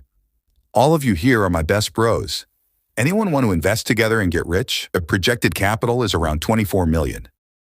I'm putting in 30% equity, which is about 700,000. He asked a little awkwardly, What do you guys think? The girl next to Lin Guangyao was just watching the show. While he thought to himself, Lin Xiao's family makes tens of millions in profit a year. He needs investors for a measly 700,000? He probably messed up his last investments, so his dad cut him off. Shi Haiqiao swirled the wine in his glass, thinking, I can't afford this. I'd have to save for 2 years to get 700,000, Zhao Zhengang thought. Going out to eat is fine, but why are you roping us into investing? That's not Li Xiao's style. The so-called important people were as quiet as clams, thinking, in situations like this, whoever opens their mouth first is the idiot. Li Yuhang's face darkened, thinking, normally, these guys are always asking me to treat them, and they never hesitate to borrow money. Now that I need a little support, it's understandable with Chen Yuan being down on his luck, but the rest of them are acting like they're dead, he said coldly. What's going on? Cat got your tongues now that you're full. You guys should say something. Lin Guangyao finally spoke up. It's like this, Li Xiao. I don't think it's at the point where you need investment. If you're just short on working capital, we can each chip in a few thousand to get the bar going. And you can pay us back later when you make money. Shi Haiqiao chimed in. Yeah. After all, we'd be adding shares halfway through, which wouldn't be fair to you. If you do it that way, you won't lose money later. Right, guys? Zhao Zhengang thought to himself. Everyone knows Li Xiao's investment skills. Remember that hot pot restaurant with the technicians? It was a disaster. Now he's opening a bar? That's like throwing money into the ocean. The nosy people around glared at Lin Guangyao, thinking, this guy could lend money privately. Why does he have to drag everyone into it? Shit, we all rely on our families. And our allowance isn't even enough. Li Yuhang was silent, thinking, I wanted to get everyone together to make money, but now it's turned into begging for loans? I overestimated these guys, especially Lin Guangyao, who never does anything right. I clearly said it was about investing and joining as partners, but he keeps bringing up borrowing money. Li Yuhang put down his glass and said sourly, We'll talk about borrowing money later. If you guys aren't interested, then forget it. Hearing that, Lin Guangyao eagerly raised his glass and said, That's the way. It's no fun when Li Xiao's trying to get us to invest. Everyone, eat and drink up. Let's keep the party going. Chen Yuan was still deep in thought. These guys disappeared when I went bankrupt. Why does Lian Yuhang still think he can count on them? These guys are all useless leeches, relying on their families for money. Lian Yuhang said disappointedly. You guys can keep partying. I'm heading out. Chen Yuan finally spoke up. How about I invest that 700,000? The whole room went silent. Li Yuhang turned around in shock. Lin Guangyao burst out laughing. Chen Yuan, stop joking around. It's not like we just met. Yeah? Another guy echoed, Yeah, talking big doesn't mean anything. A guy sitting next to Chen Yuan patted his shoulder, advising, Why don't you go wash your face in the bathroom to sober up? Li Xiao's not in a good mood right now. He doesn't have time for your BS. Shi Haiqiao added a reminder. Brother, I'm a few years older than you, and I've experienced more. You have to know your limits. This isn't just about knowing your limits. It's about bragging shamelessly. Lin Guangyao chimed in mockingly. That's right, Chen Yuan. How did you even get here, don't you know? Should I pay for a taxi for you? Chen Na, watching the mockery, was confused, thinking, Brother Chen wants to invest 30% equity. Why do they think he's talking big? He just bought a 600,000 car yesterday. For someone with money like that, Investing 700,000 is totally normal. She silently lowered her head, thinking, even though I want to help Brother Chen, if an outsider like me suddenly butts in and speaks up for him, it might just cause him more trouble. What's the best thing to do? Chen Yuan, on the other hand, calmly asked Li Yuheng. I've already transferred the 700,000. Check it out. Li Yuheng looked at the huge number on his phone and stammered in shock. Chen Yuan, you. The information on the screen was crystal clear. Your industrial and commercial bank card ending in 5,854 received 700,000 at 1942 on May 13th. That Ling Guangyao guy curiously asked, Li Xiao, what's going on? Li Yuheng stammered, unable to form a sentence, and pointed his phone at Ling Guangyao, saying, You see for yourself. He saw the ridiculously long number and was shocked, thinking, what the hell? Why does Chen Yuan's transfer have so many zeros? Let me count them again carefully. 1, 2, 3, 4, 5. Holy crap, it's 700,000. Chen Na, who was sitting next to him, was also surprised and turned to look at Chen Yuan, thinking, the wind has changed so quickly. One of the guys, seeing Ling Guangyao jump up, curiously asked, Lin Xiao, what's in the message? He trembled as he replied, something came up at my house, Miss Cow. I can't drink with you guys anymore. See you another time. Xing Haiqiao, seeing this, also stood up and asked, aren't you my cousin? What's going on? He angrily retorted, don't ask. You go too. Your aunt and uncle are looking for you. Shi Haiqiao blankly replied, no way, they didn't call me. Lin Guangyao bitterly glared at Chen Yuan and thought, this cousin of mine can't read the room. Whatever, I'm too lazy to argue with him. It's that bastard Chen Yuan though. If he had this much money, why was he pretending to be a taxi driver? He stole all the attention tonight, damn it. That noob was so confused when he questioned him earlier. He thought, why did Lin Xiao have such a strong reaction? He went over to Li Yuheng and said, Li Xiao, what was that message? Let me see. As soon as he saw it, he opened the door and stepped outside, leaving behind only one sentence. Something came up at my house, I gotta go. The others immediately understood and stood up, saying, me too, Li Xiao. Let's hang out next time. Xie Haiqiao turned around, confused. Aren't you guys? What's going on? Why is everyone leaving? Chen Na next to him said, let's go too. Xie Haiqiao followed Chen Na, still puzzled, and asked, what did you say? How did you know they were looking at a transfer message? You didn't even see the message. Chen Na finally revealed, Chen Yuan ordered a McLaren from me yesterday and paid for it in full. He was shocked when he heard this, grabbing her hand and saying, really? Is that true? Chen Na coldly said. Why would I lie to you? I still have his car purchase contract. He got annoyed when he heard this and scolded her. Nah, I'm not blaming you, but if you know a rich young master like that, you should tell me immediately. It's your fault for not handling this properly. Next time, Chen Na coldly shook off his hand and sharply said, next time what? Shi Haiji? I just realized what kind of person you are. Consider me having met the wrong person. Don't contact me anymore. Scene changed to inside the VIP room. Li Yuheng sat down, put his arm around Chen Yuan's shoulder and said, if I'd known you were this rich, I wouldn't have organized this gathering today.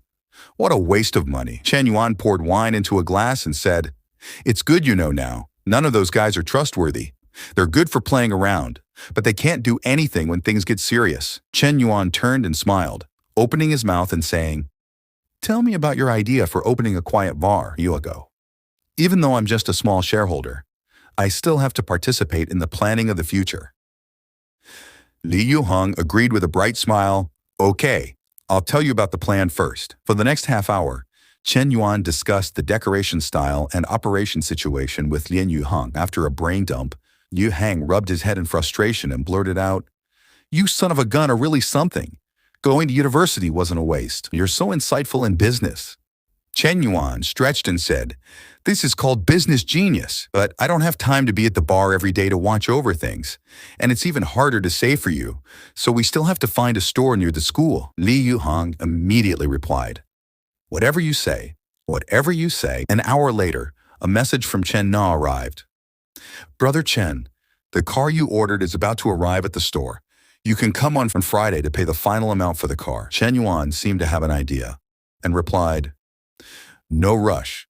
Are you free tomorrow night? I have some specific questions about the car I want to ask you directly. Chen Nei thought when she saw this message. This brother Chen is Chen Yuan. She smiled secretly, thinking, right now, Minhui is a money-making tree, but the amount of repayment is limited, Harry. We have to expand in all directions to fully utilize this sugar daddy system to make money. Moreover, Chen Na's looks and figure are both top-notch. Spending money on such a beautiful woman isn't a loss.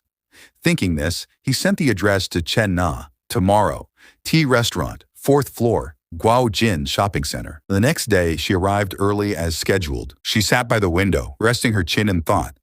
Brother Chen hasn't arrived yet. Am I early? Suddenly, a pot-bellied uncle walked in from outside, saw her, and thought, Chen Na?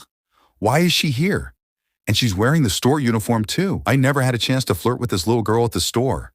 I finally caught her today. Thinking this, he turned around and said to the people behind him, you guys find a place to eat today. I have some business to take care of. He was the general manager of Chen Na's 4S store, named Zhang Jinyong. The people behind him immediately understood and said, President Zhang, you go ahead with your work. We'll go first then. After that group of people left, they were still discussing among themselves, do you think Chen Na will agree to President Zhang? I don't think so. Chen Na doesn't seem like that kind of person. Another colleague said, that's not necessarily true. Would a girl come to a place like this alone to eat? The other person still didn't understand and asked, what do you mean? The other person started to explain. Maybe Chen Na came to create a chance encounter, deliberately letting Zhang Jinyong run into her. The colleague laughed loudly when he heard this and said, Chen Na usually looks very serious. I didn't expect. At this time, Xia Haiqiao happened to overhear this conversation and wondered, Chen Na is creating a chance encounter with whom? Zhang Jinyong then went over to her table and said, Chen Na, what a coincidence. You're here to eat too? Are you alone? Do you mind if I join you? Chen Na frankly replied, President Zhang, I'm sorry, but I have an appointment to meet a friend. He didn't know where he got the confidence, but he thought this little girl was playing the like but pretend to refuse game. He put his hand on the table and said, Chen Na, I'm your boss, no matter what. So what if you have a friend?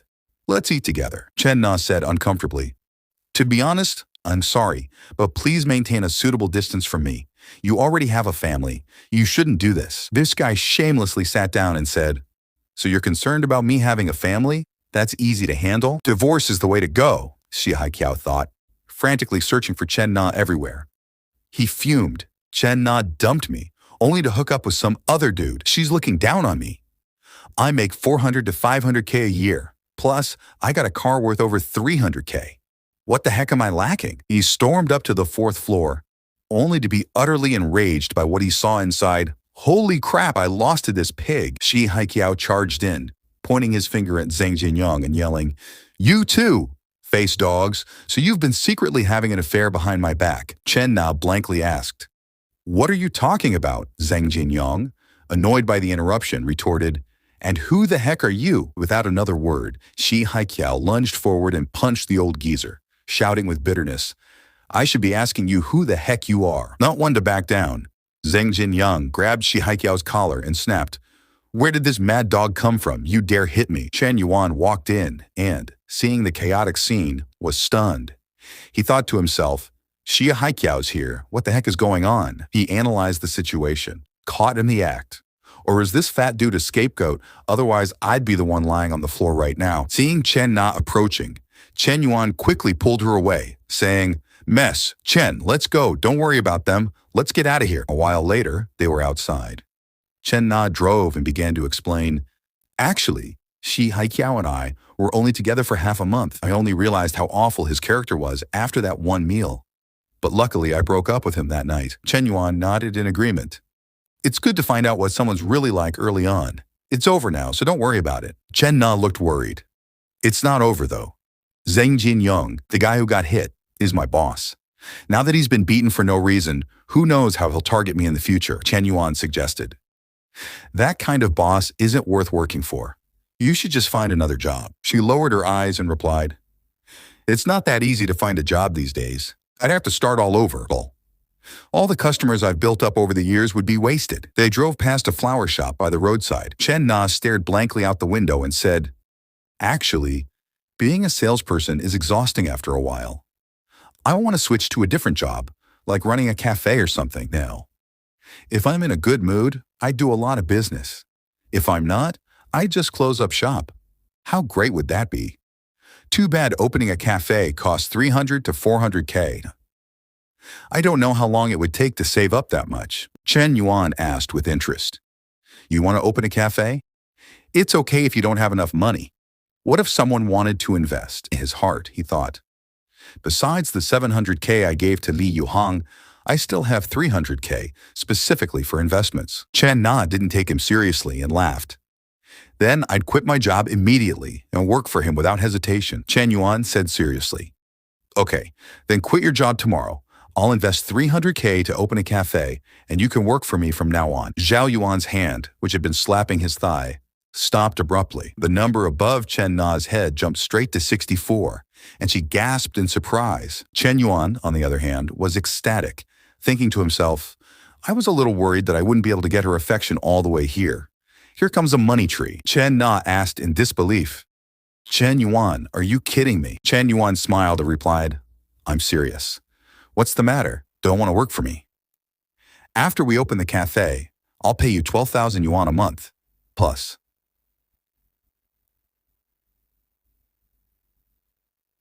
there's commission. If we're open for 3 consecutive months, I'll give you a car worth 200K. Your car is old, so you should get a new one." Her eyes lit up, thinking in disbelief. No pressure to meet sales targets, and I get a car after working for 3 months. That would make my annual salary exceed 300K. She suddenly remembered something and thought, "Wait a minute. Is Chen Yuan planning to keep me as his mistress?" Chen Na remembered the girl who went to buy a car with him last time and said, "Chen Yuan, you don't have to do this for me," she thought honestly. "Even though this offer is very tempting, I don't want to be someone's caged canary, especially as a mistress." Chen Yuan crossed his arms and said, "Don't overthink it. I just plan to open a chain of cafes. The first one is to operate as a pilot project for TH. So we'll just be in a simple boss-employee relationship." Chen Na turned her face away, saying shyly, "Is that so? Then let me think about it." Suddenly, a message from Feng Minhui arrived. "Chen Yuan, do you have time tonight?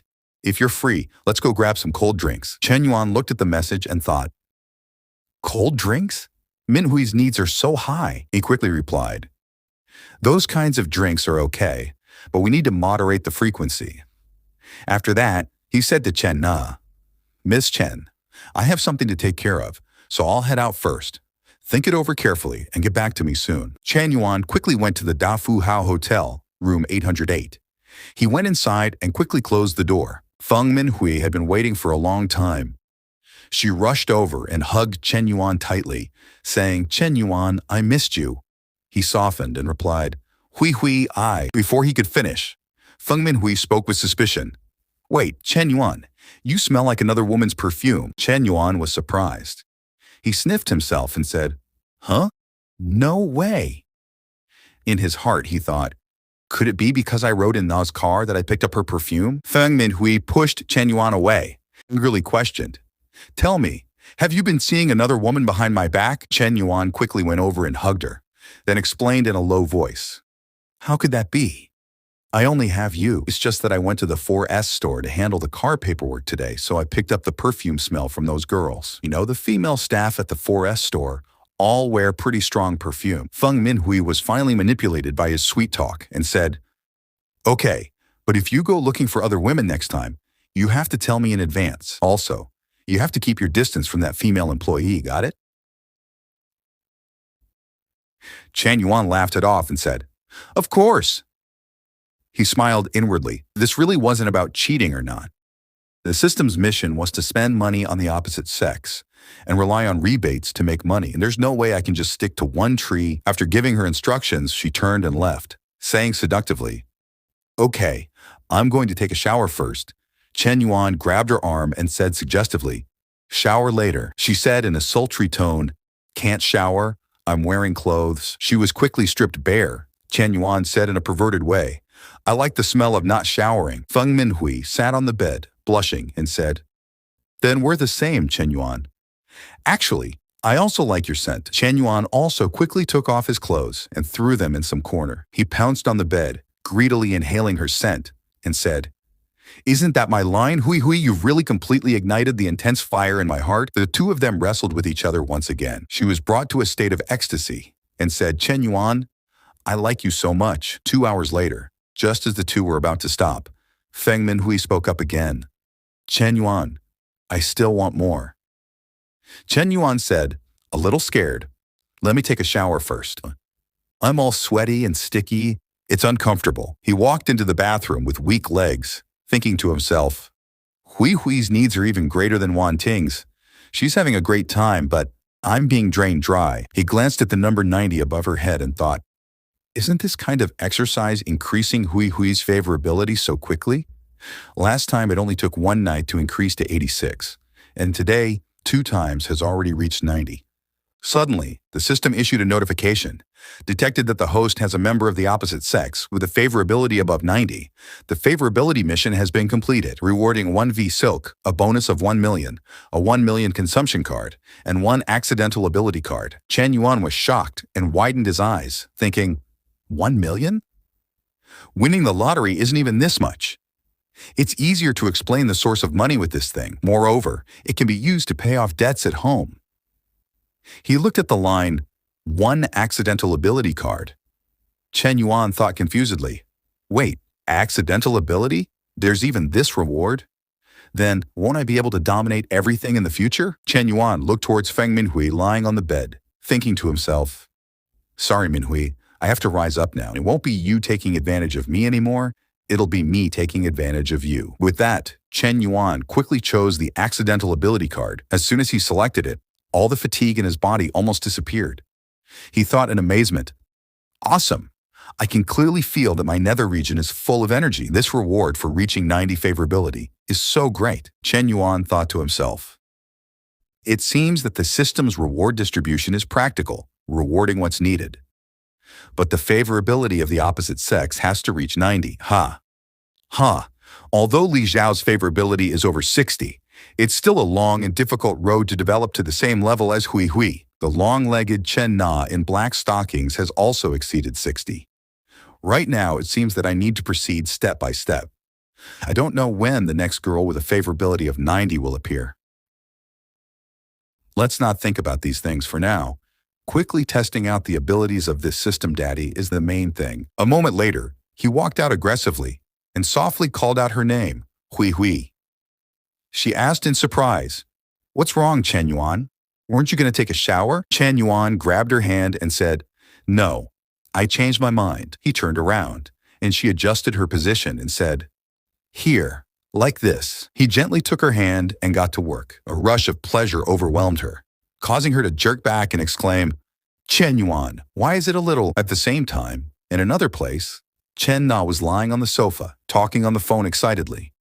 Jian, there's a male student who said he wants to give me 300,000 to open a store, and said that if I work for 3 months, he'll give me a 200,000 car. Do you think this male student wants to take care of me?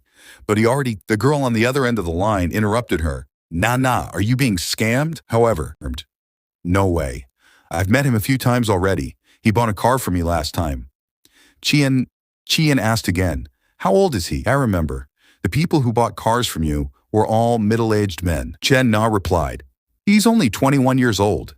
Qian, who was applying a face mask, also asked in surprise, a young kid like that is already driving a luxury car? So is he handsome? Chen Na sat up, her face flushed red, and replied, he's a little handsome. Cheyan analyzed again. He wants to give you 300,000 to open a store, and then give you a 200,000 car. A male student who is rich, handsome, and young like this. What's there to worry about? Chen Na went to the window to look at the city outside and replied blankly, but I'm 5 or 6 years older than him. Chen Jian said, what's that? People all say that a woman older by 3 carries gold, carries silver. Right now, he's rounding up a bit, so isn't that equivalent to carrying 2 lumps of gold? Chen Na added awkwardly. But he has a girlfriend. Qian, who was cutting her nails on the other side, explained, girlfriend, not a married wife. Nah, are you stupid? This kind of condition is fine even if he has a wife. Moreover, with the current situation, you can completely snatch him. Chen Na was shocked by her friend's words and exclaimed, "What are you saying, Qian?" Qian laughed it off and said, "If you're so flustered, then push this little sugar daddy to me. I'll take all the responsibility for you." Chen Na was totally blank, like, "Didn't you say you had a boyfriend?" And Qian, being all real, was like, "Boyfriend? So what?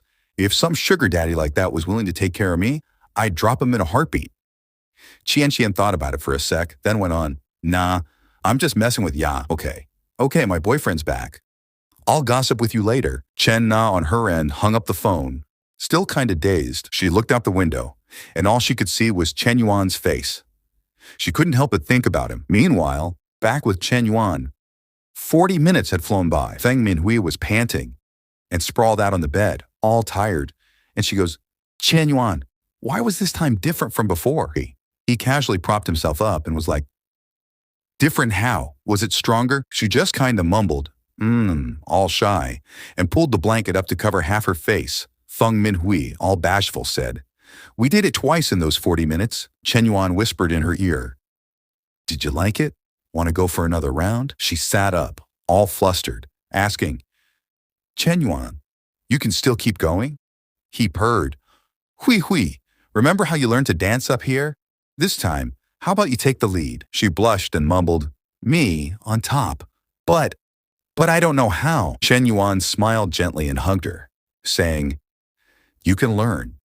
Isn't it all about gaining experience in real life?" Feng Minhui just softly murmured and like she agreed. Chen Yuan gave her a light kiss, and she immediately turned bright red, calling him a bad boy in a sweet, pre-arranged kind of way. And then, BAM, Shay hopped on top of him to continue the battle. The next day, after Feng Minhui went back to school, Chen Yuan was sprawled out on the bed, all comfy, saying, "No classes this morning. I can sleep in a bit longer." Suddenly, he bolted upright, holding a piece of paper and his phone, yelling, "Wait a sec.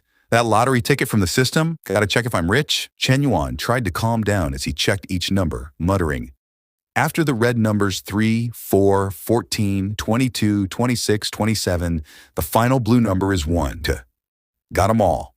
Then he screamed, "Holy crap, 68 million!" Chen Yuan jumped out of bed. He threw the blankets in the air, shouting, "I won! 68 million! Gotta tell Dad and Mom the good news ASAP. They've been living the poor life for way too long since the company went bust." A little later, Chen Yuan was back home, excitedly yelling, "Mom, I'm home." Mom Chen Yuan, with her hands on her hips, said, You're home. Don't shout so loud. Don't disturb the neighbors." He asked excitedly, "Where's Dad?" Neighbors. "Get him out here quick, Mom. I've got something important to say." Mom Chen Yuan came out too, asking him suspiciously, "What's so important that it can't wait for your dad? You little rascal, did you get into trouble again?" Chen Yuan dragged a chair over for his mom, grinning from ear to ear. "What are you thinking, Mom? It's good news. Come on, you two sit down first." Once everyone was settled, he held out the lottery ticket and announced, "We're rich. I 6 million won." Mom Chen Yuan's face went blank as she asked, "Son, have you been under too much pressure at school lately?" Dad Chen Yuan chimed in, "Kid, just focus on your studies. I'll take care of the family's debts. Don't worry too much and go thinking about weird stuff." Chen Yuan shoved the lottery ticket and his phone in front of his dad, saying, "Dad, take a good look before you say anything else." He quickly muttered and checked each red number on the lottery ticket and on his phone. His eyes lit up as he stared at the ticket, and he yelled, "Honey, we really won!" Mom Chen Yuan gasped. "Really? Seriously?" Dad Chen Yuan, super excited, confirmed, "It really is 68 million. Chen Yuan added, "Even after taking out 20% for taxes, we'll still get over 5 million. With this money, we can not only pay off all our debts, but our family's life will be so much better." Mom Chen Yuan exclaimed happily, "Son, your contribution will be written in our family's history books. No lunch today. Let's go out and celebrate our lottery win." Chen Yuan scratched his head, looking a bit shy, and said, "Oh yeah, I'm a junior now, and I'll graduate in a year. I want to go out and start my own business to get some experience." Dad Chen Yuan was happy to hear that and said, "Starting a business isn't easy these days, but it's great that you have this ambition. Young people need to hustle. The prize money is yours anyway. so it's best if you spend it yourself. But my personal suggestion is that your mother and I keep some of this money to help you when you fail. Chen Yuan said awkwardly, Mom, Dad, I'll only take 1 million. The rest is for you to keep.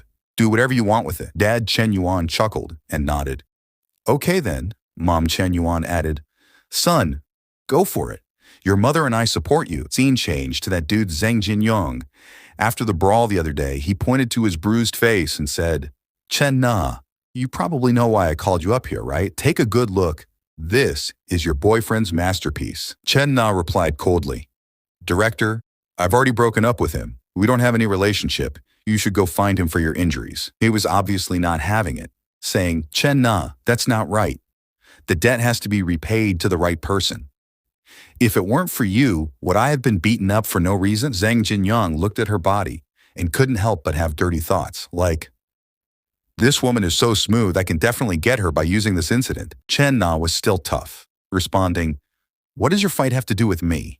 Besides, yesterday, I said that I had an appointment with someone else. You were the one who insisted on sitting there, he said with a dark face. Enough with the excuses. Yesterday afternoon, you left your post without permission, which meant no one was there to greet the customers in the lobby. As punishment, you're suspended from greeting customers for this month. Wait until you figure things out, then come see me. Feeling wronged, Chen Na argued to the end. Based on what? I already asked for leave yesterday. Hearing this, he burst out laughing. Ha ha ha, good question. Based on what, you ask? Is this your first day working in society? It's based on the fact that I'm the general manager of this store. Everything in this store is up to me. This capitalist logic made her furious but helpless. Zhang Jinyang, on the other hand, smugly thought. Suspending her from greeting customers is the same as cutting off her commissions. If she only gets her base salary for a month, that's only 1,200 yuan. Not even enough to pay for her rent. Chen Na finally saw through it all. She resolutely turned around, leaving behind only the words, acting all high and mighty just because you're a lousy general manager? It's just a job. At worst, I just won't do it anymore. Hearing this, he panicked so much that he jumped up and called out, Chen Na, don't leave so quickly. I advise you to think it over carefully. Chen Na was thinking too, but she was thinking about something else. Chen Yuan doesn't look that old, but he doesn't seem like a normal person, and he gets things done now. Not to mention what Chen Yuan wants to do, but just working part-time for him is a way out for me now. This time, she made up her mind. She said bluntly, no need to think anymore. Not doing it means not doing it. Half an hour later, Chen Na's message rang. I've prepared in advance. Do you still mean what you said yesterday? Shen Yuan quickly replied. Congratulations on escaping the sea of suffering and choosing a bright path. You can go take a look at the shops whenever you have time. If there's a suitable location, we'll lock it down. On the other side, Chen Yuan was strutting down the street, and seeing the message, he happily thought, great. It seems that the remaining 30,000 from the investment mission don't need to find another project anymore. He also arrived at the place he needed to go. As soon as he entered, he politely greeted, Hi, Li Xiao. I'm here. Li Xiao was still carrying several boxes on the ground. She turned her head and said, Chen Yuan, sorry to bother you. I have to move my office, but there are too many things. I can't move. I originally wanted to call the class monitor, but she had something to do, so she took leave. Chen Yuan looked up at the shelf and replied, It's okay. I don't have classes this morning. My family doesn't have anything going on right now. Do all of these things need to be moved? Lin Xiao wiped her sweat and said with a smile, Yeah, if it was just moving books and documents, I could do it, but this table and the filing cabinet are too heavy. She walked to a cabinet. But I can't reach it, she said as she worked. Let's take all the books off the shelf first, otherwise they'll fall when we move it. With her limited height, she had no choice but to stand on tiptoe. But then, a strong hand appeared behind her to help. Chen Yuan took the stack of paper from up there. The close distance made her butt touch Chen Yuan's little bird. The two rubbed against each other, causing Li Xiao to blush shyly. Her heart thumped wildly. She thought, Chen Yuan, right now. She remembered the previous incident and reasoned. This time is even closer than last time. Chen Yuan really has intentions towards me. Li Xiao's face turned red, and she asked hesitantly, Is it done? Chen Yuan honestly took down the pile of documents and replied with a smile, Yes, it's done. Suddenly, a lively voice sounded from outside. Teacher, we're here to help you. The group went in and caught sight of the scene. and thought, "Hey, why is Teacher Li Xiao's face so red?" Chen Yuan went over to urge the kids. "Come over here and move things. You guys move this filing cabinet to the next room." The group quickly rolled up their sleeves, each doing their part. Li Xiao walked to a corner, gently brushing her smooth hair. In her heart, she thought, "It's a good thing these two students came a few seconds late, or they would have seen it. That would have been really embarrassing." Chen Yuan is getting bolder and bolder.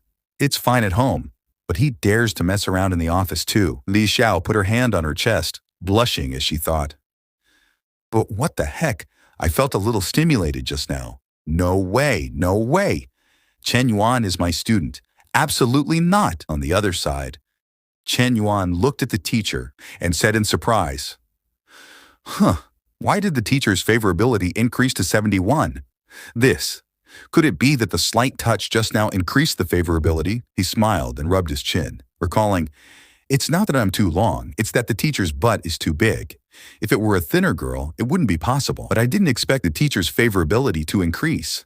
Maybe I can go to her place more often to cultivate our relationship." Cut to Saturday, 800 meters from the south gate of the school, in a dreamy pink cafe. Several beautiful girls inside excitedly asked, "Zanpeng, I heard that you paid $280,000 for that car all at once? You're driving a BBA before you even graduated. You've surpassed 9,999 of your classmates." Li Zhanpeng, acting all high and mighty, thought, "Screw it. Feng Minhui is pretending to be pure and rejecting me. With my conditions, I don't lack women kneeling down to lick my balls." He burst out laughing and said, "Ha ha, some people even look down on BBA." The long-haired girl heard that and said, "No way, you're still complaining? Look at how well off your family is." A girl next to her chimed in, "Right, some people don't know the situation. Even if they work for 3 to 5 years, they probably still can't afford this car." Li Zhanpeng was feeling himself. Then he looked outside and froze. His face flushed red, and he even spat out his tea. In his heart, he blurted, "Holy crap, that girl is gorgeous." That girl was none other than Chen Na, and she was leisurely sitting outside. Li Zhanpeng kept looking at her from inside and commenting, "Those legs are amazing. I'd give up 10 years of my life for them. I wonder what kind of person could get a perfect girl like that." Suddenly, a girl looked down at a car below and couldn't help but exclaim, "Look, that driverless car is so high, penned. What kind of car is that?" Li Zhanpeng looked down. He replied calmly, "It's a top, Mayline M9. Suddenly, Chen Yuan appeared next to the car, startling everyone. The long-haired girl looked down and asked, "Hey, isn't that Chen Yuan?" Li Zhanpeng blankly thought to himself, That's weird. Why is he driving this car? Didn't his family go bankrupt?" Chen Na saw him from afar and waved, calling out, "Chen Yuan, over here, over here."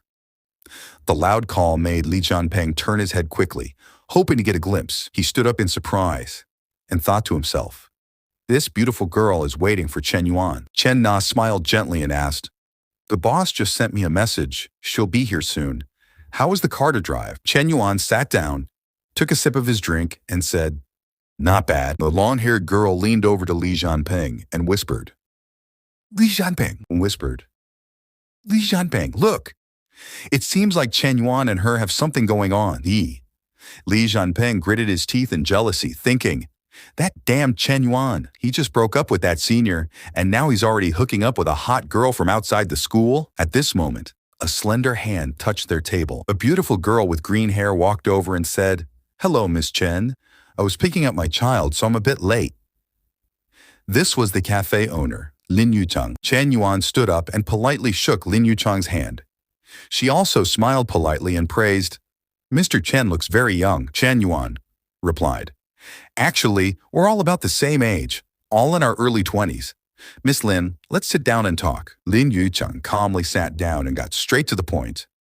"I'll keep it brief. My cafe is doing okay, and it's pretty good for catering to the students from the school. But mainly, my family has too much going on right now.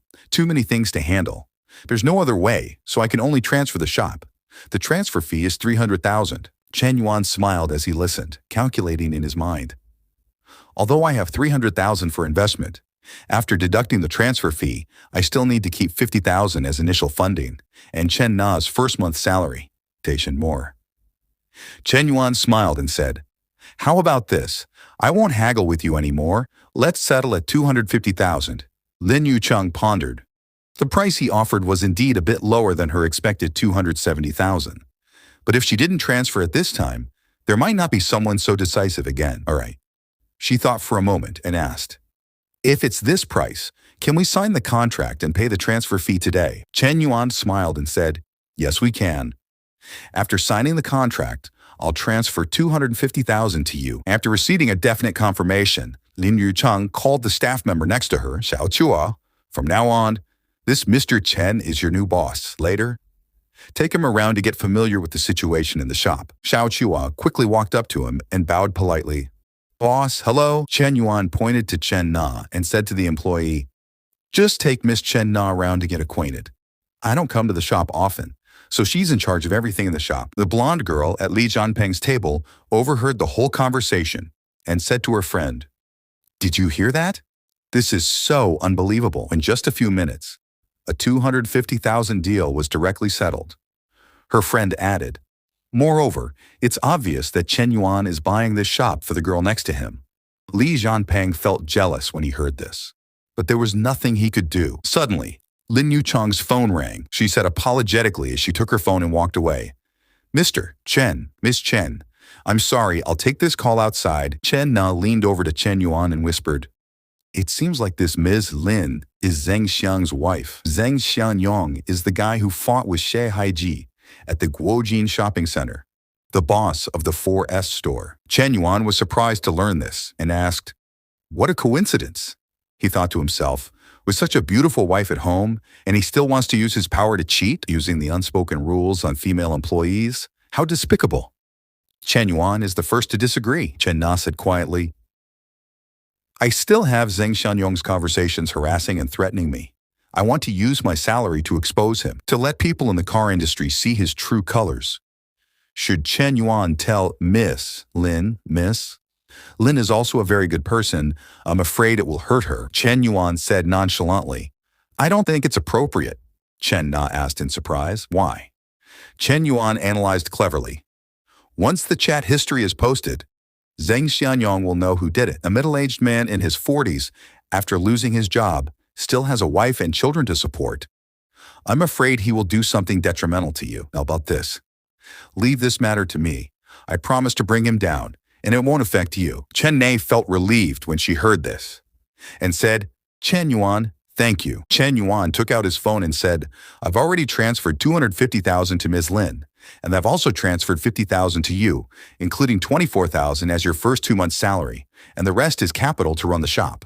At the same time, the system rang with a notification. Detected that the host has used up all 1 million dedicated investment funds, completed the investment task, investment level upgraded from novice to primary investor, activating a serial task, a perfect life should have more assets, the host will obtain 10 million dedicated investment funds to continue expanding investment. Mission 1. The income from investments will all be tripled as a Mission 2 reward. After completing the investment, you will acquire a mysterious property. Chen Yuan, staring at each line of the notification, thought in surprise. Didn't expect the system to give me another surprise. Investment principal is directly 10 times. I can use 10 million to invest. And there is also a mysterious property. I'm already getting curious. Lin Yusheng, after finishing her phone call, walked in and happily said, Brother Chen, I've received the money. Happy cooperation. I'll go first. Hope to see you again. Chen Yuan shook her hand, his face turning red as he secretly commented, This Lin's hand is so soft, boneless even, and doesn't lose any of the charm. This is the allure of another man's wife, huh? Suddenly, an inappropriate thought flashed across his mind. Chen Yuan smiled gently and affirmed, Sure, we'll meet again. Half an hour later, at a high-end restaurant, Chen Na sat opposite him, hesitatingly asking, Chen Yuan, this restaurant is so expensive. Do you come here often? Chen Yuan calmly replied, Not that often. Today is a good day, celebrating our happy cooperation. The girl over there was already flushed red, secretly reassuring herself, Chen Na, this is really a tough nut to crack. For sure an upright man wouldn't be able to handle it. Chen Yuan then finally spoke up. Chen Na, how about you sit next to me? She let out an O and obediently went over. As soon as she sat down, Chen Yuan wrapped his arm around her waist and said, Scoots over a little closer. In his heart, he thought. Closing down the cafe cost 300K, and then every month I have to pay 12K in salary. Time to recoup some of that investment. Chen Na blushed and thought to herself, in this world there isn't love and giving without a reason. Could it be that he plans to make money from the cafe? Lin Yushang has said, maintaining a break-even is already good, and the only thing I have to offer him is this. Chen Yuan's arm kept groping and kneading her full breasts. Chen Na shyly reminded him, the waiter is about to come in. Chen Yuan, don't be like this. Chen Yuan smiled slyly and said, the food here takes a long time to arrive. Just like that, Chen Yuan began to caress her all over, causing Chen Na to involuntarily let out moans full of ambiguity. Only 10 minutes later did someone knock and announce, Mr. Chen, the food is ready to be served. Chen Na startled and whispered to him, someone's coming. Chen Yuan and both separated at this moment. Chen Yuan happily called out, come in. After the dishes were served, Chen Yuan picked up a piece of food for her and said, try this. It's the restaurant's specialty. Watching him diligently picking up food, Chen Na thought, actually, Chen Yuan is very handsome. The only flaw is that he's a bit bad. Clearly, he already has such a beautiful girl by his side, yet he's still messing around outside like this. She sighed, her face red, thinking, too bad, I'm already on the pirate ship now. Thinking about these things is useless. Time flew by. 40 minutes later, they had both finished eating.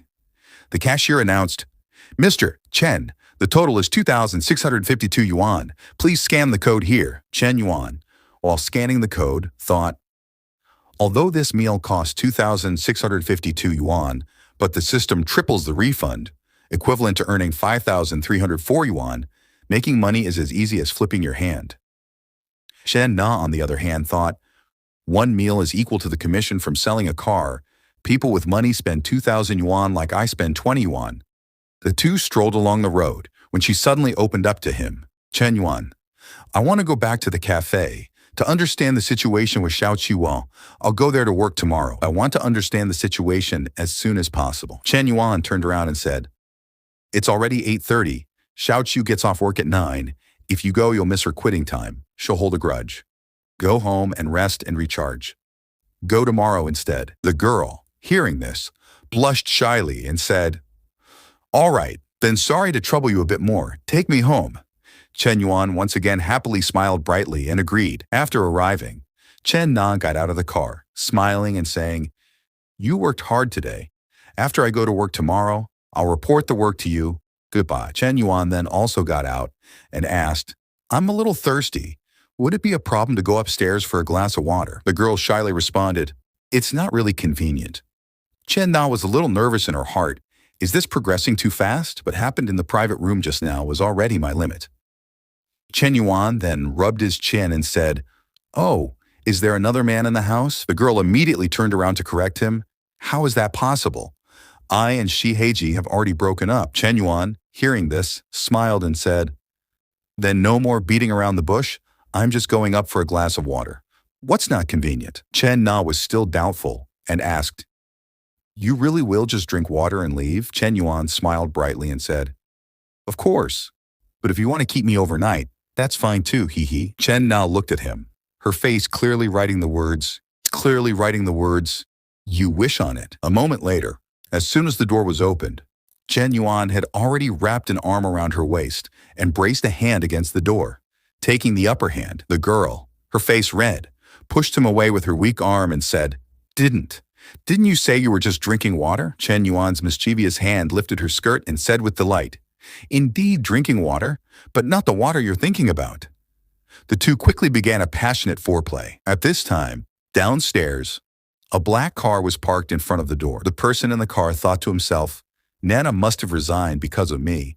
I have to get her forgiveness first, even if it's just to be normal friends, and then try to pursue Nana again. Standing below the building, Shi Haiqiao looked up and thought, Nana's lights off. She's probably not home. I'll leave the flowers by her door then. As roses mean I'll love you forever. My feelings won't change. She's so smart, she'll definitely know they're from me. But as soon as he got to her door, he froze, hearing those, intimate sounds. Shi Haiqiao stammered in disbelief. This is Nana's voice. The actual F? She said she had nothing going on with Zhang Xianyang, but she's literally doing him? Huh? He totally lost it. He pounded on the door and yelled, Zheng Xiaonyang, get your ass out here. Chen Yuan, currently busy enjoying himself, heard the yelling and thought, sounds like Shi Haiqiao, that idiot. He's already been dumped. Why is he being such a busybody? Is he nuts? Chen Na also heard the noise and said, I think I hear something outside. Who's knocking? Chen Yuan didn't want to stop, so he said, you're hearing things. It's just someone knocking on the next door. He picked Chen Na up, saying as he walked, come on, let's go into the bedroom. In his arms, Chen Na whispered, Chen Yuan, I'm still not really ready. Be gentle, okay? Chen Yuan responded tenderly. Shi Haiqiao's bouquet of roses finally fell to the ground. Crushed, Shi Haiqiao slumped down in front of Chen Na's door, thinking, looks like Nana's been completely devoured. I've totally missed my chance, he sobbed quietly. Wah, wah, wah. Make sure he uses protection. An hour later, inside Chen Na's room, the labor was still going strong. She gasped. Huff, huff, this kind of thing is comfy, but it's also kind of tiring. Suddenly, Chen Yuan flipped her over, making Chen Na yelp. Ah, what are you doing? He answered softly. If you lie still like this, it won't be tiring anymore. Chen Yuan happily thought, maybe I can accidentally use a little bit of my overflowing stellar energy, but Chen Na looks outgoing but is so conservative in reality, which makes me like her even more. After the passionate night, Chen Yuan finally woke up groggily. He inhaled deeply, thinking, smells amazing. It's the smell of toast and fried eggs from outside. Chen Na was leisurely making breakfast for the two of them, the morning sun shining in, creating a warm scene. Chen Yuan sat in the room, looking out, thinking, Chen Na is so thoughtful. It's completely different from the feeling of being at a hotel with Hui Hui. This kind of thing can only happen at home. Hotels don't have this warmth. Just as the thought flashed through his mind, the system's voice echoed. A perfect life should have its own home to create favorable conditions for oneself and the girls. Time-limited mission. Buy a house of no less than 100 square meters for Chen members. Mission Reward 1. The money for the house can be doubled as a refund. Mission Reward 2. After purchasing the house, the host will receive a secret house. Note: the Mission Reward 1 can have its refund stacked based on the level of favorability. Chen Yuan exclaimed in his mind, damn! One thought just popped into my head, and the system lord has already arranged it. With the system's generosity, this house definitely won't be bad. Grandiose thoughts began to form in his head. Maybe the mysterious house is a huge villa, and there will be frequent pool parties. Looks like I'll still have to find some high-to-quality girls in the future. This surprise rate will be even higher. At this moment, Chen Na turned her head to look at Chen Yuan sitting on the bed and said, oh, you're awake. Breakfast will be ready in 2 minutes. Chen Yuan got up and walked outside, leaned against the wall, crossed his arms, and thought to himself, I wonder what kind of rewards I can get if Chen Na's favorability reaches 90. He smiled slyly and asked, could it be that today's breakfast only has breakfast? Seeing Chen Yuan come over and start groping, Chen Na blushed and exclaimed, huh? It was so many times last night. Isn't that enough? Moreover, it's broad daylight, Chen Yuan said with pleasure. You make your breakfast, I'll eat my breakfast. The cooking utensil in Chen Na's hand fell straight to the ground. Chen Yuan leaned close to her ear and whispered, if you don't... After hearing Chen Yuan's words, Chen No was stunned, thinking that helping me open a cafe had already cost 300,000, and now he was buying me a house. Although this city wasn't a top-tier city, buying a house would still cost at least over $1 million. Moreover, I had already been eaten clean from head to toe, and I had nothing left to give him. What was he planning? Could it be that I made him happy last night? Shen Yuan, while hugging her, asked, why aren't you saying anything? Don't want it, Chen No stammered, replying, no, it's just a sudden moreover. Your money is too precious. It's not like it's blown in by the wind.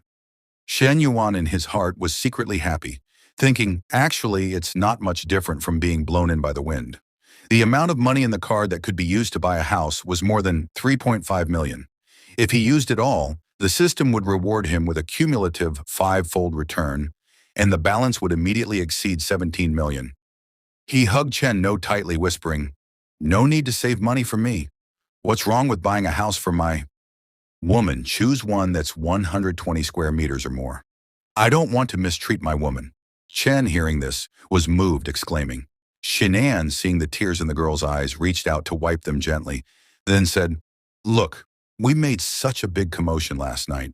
The soundproofing here isn't good. Maybe the two houses next door heard it. We can't rent this place anymore." Hearing this, the girl said with a bit of blame, "Isn't it because of you?" He smiled slightly, saying, "I admit that one part of the reason is because of me, but your screams were really loud." Chen No turned her head away, extremely shy, saying, "You're annoying." Suddenly, at this moment, Chen No looked up, saying seriously, "Oh right, I almost forgot. I have two close friends who want to come to the cafe to see me. I made an appointment with them for 10 a.m. Or should we go see the house later?" Shanann also said leisurely, "Buying a house isn't like buying vegetables. Choosing a suitable one and doing the procedures will take a while. An afternoon may not be enough. It's better for us to leave some extra time." Chen No nodded, leaving his arms, then said, "Okay, then let me tell them." Chano quickly took out her phone to text Tannen, "I have something to do. I can't come to the cafe, or should we make an appointment for tonight? What do you think?" The girl on this side quickly replied, "What's the matter?" But Manglu and I have already arrived at the cafe. Tianan, sitting in the car, read the message, then said, "Menlu, Chen No said that she has something to do and can't come." Emlu asked confusedly, "Huh, what?" She was Chena's best friend, a top fitness trainer. El Menlu Tanan looked at the phone, then said, "I feel that the cafe thing is a lie. It's also possible that Chen No is lying to a man. How can men be so easily deceived? How can he spend 300,000 for her for nothing?" Minglu replied indifferently, "Chen No isn't someone who likes to exaggerate. I feel that it's probably not. Or should you ask her the reason?" Manglu thought, "It's been several years since I met a man who was young and rich." Unexpectedly, Chen No met one first. "No matter what, I have to go meet him once." Tyann looked at the phone, continuously typing on the keyboard, saying, "Okay, let me ask more." Suddenly, Mango's foot stepped hard on the brake, followed by a loud and surprised voice. "Oh my God, is that real? She said that the man wants to take her to buy a house." Yu's steering wheel quickly deviated. She, extremely shocked, exclaimed, "What?" Lianglu, with a surprised face, thought, "It's not a bag or makeup. She said she's buying it, and she's buying a house. Just calculating a 40 square meter apartment, it would cost 500,000 to 600,000. Adding the cafe, a man who's known her for less than half a month is willing to spend several million for her. I definitely have to meet this man. Even if Chen No is following him, surely this kind of man doesn't only have one woman. If it comes to the ability to make men happy, I'm much better than Chennai. It's really sisterhood," Manglu thought, then said, "Tianan, you ask them which building they're going to. Tell her we're going over there to help her. Anyway, we don't have anything to do today. It's better to have one more person to help her choose than her choosing by herself." While saying this, she thought, "Chen No, I'm sorry. This time, instead of letting those outside benefit, it's better to let our sisters benefit." Tianan also quickly did as she said, "Okay, let me ask." 40 minutes later, at the Tanghu Chandi Sales Center, Lingu got out of the car and was immediately surprised, thinking, "Oh, Tanghu Chandi, the smallest house in this building costs more than 1 million. Supporting a mistress and directly giving her a house worth more than 1 million? When will this wealth fall on my head?" Tyan looked around for a while, then waved towards the front, saying, "Chen No, long time no see." Chen No quickly replied, "That's right. I miss you guys so much." Tyan walked over, taking the girl's hand, then asked, "Chen No, who is this handsome man beside you? Why don't you introduce him?" Chen No happily walked to his side, then enthusiastically introduced, "Shanann, these are my two best friends. She's called Vlu, she's a fitness trainer. She's called Hotan, she's a salesperson at Farah. Mlu Tanan, he Shanann." The two girls were also very enthusiastic with their friend's man. Menlu didn't care about her image, walking over and putting her hand on Shenyuan's chest, flirting, "Hello, Shenyuan. Your body is a bit thin. You need to gain muscle. If you have time, you can come to my gym to train." She thought, unexpectedly, he's Chen's sugar daddy. He looks to be less than 25 years old, is rich, young, and handsome. It's really infuriating. Shen Yuan smiled, replying coldly, "Forget it. If I train at your gym, I'm afraid I won't be able to concentrate." Lu observed the situation in front of her, then thought, in front of Chen, no, he didn't resist my teasing. Maybe he and Chenna aren't in a relationship. The red marks on Chenna's knees have made the problem clear. Last night's battle was very intense. Maybe she made him happy last night, so he's buying her a house. Tannen, at this moment, said happily, "Hello, Shenu. If you want to change cars, you can come to Ferala to take a look." Shen Yuan replied gently, "Okay, if I want to change cars, I'll find you." Shannon, at this moment, also looked at the two favorability ratings above the two girls' heads. Vlu was 68 and her Shansang was 67. Shannon smiled, thinking, "We just met, and it hasn't even been 5 minutes, and these two women have already started to be interested in me. Chen, no, are you sure these two are your best friends? However, this matter is only beneficial to me, not harmful. Having one more woman with a favorability rating above 60 means having one more money tree." Thinking for a while, the group quickly went to buy a house. A middle-aged man, seeing Shanann, was jealous, thinking, buying a house and bringing 3 top-quality beauties. Showing off to who? The saleswoman walked out from inside, enthusiastically introducing, "Sir, we are selling Building 3 and Building 7. The average price is about 10,500. Or should you look at the model first?" Shen Yuan said straightforwardly, "No need. My budget is 3 million. Just directly introduce an apartment and floor that are suitable for this amount of money." The saleswoman said enthusiastically, "Is that so? Then, sir, please come into the negotiation room to talk. I'll introduce it to you in more detail." LMLU, seeing the spending, was so shocked that her jaw dropped, thinking, "Oh my God, what level of sugar daddy? Just casually waving his hand is already 3 million. I have to think of a way to hook this biggest fish," she thought, and followed behind Shen Yuan. The staff sat down enthusiastically, reporting, "With your budget, I recommend this 165 square meter house. It faces north, with the main side facing south. The price for the whole house, with a discount, is 2,840,000. Chen No, her face full of worry, pokes Shen Yu's waist, whispering, "Shannon, it's too expensive." Shen Yuan put his hand on the girl's thigh, smiling, and said, "It's okay. Don't feel bad about the money. A big house is more comfortable to live in." Manglu and Hotan, seeing this scene, were speechless, thinking, the woman wants to save money for him, but he doesn't want it. He only wants to give women the best. He's really a legendary, unparalleled, affectionate, and righteous sugar daddy. Shen Yuan in his heart thought, "I still have to bargain the price. Otherwise, it's troublesome if others think of me as a fool." Thinking this, he said, "Calculate the discounted price, beauty." "I know you guys can still reduce the price more." The saleswoman said enthusiastically, "Can you decide today?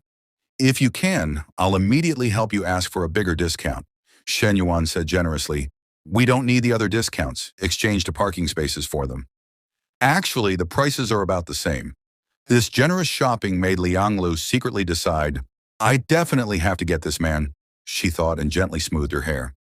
Shinan, seeing the scene of showing off her body, was confused, thinking.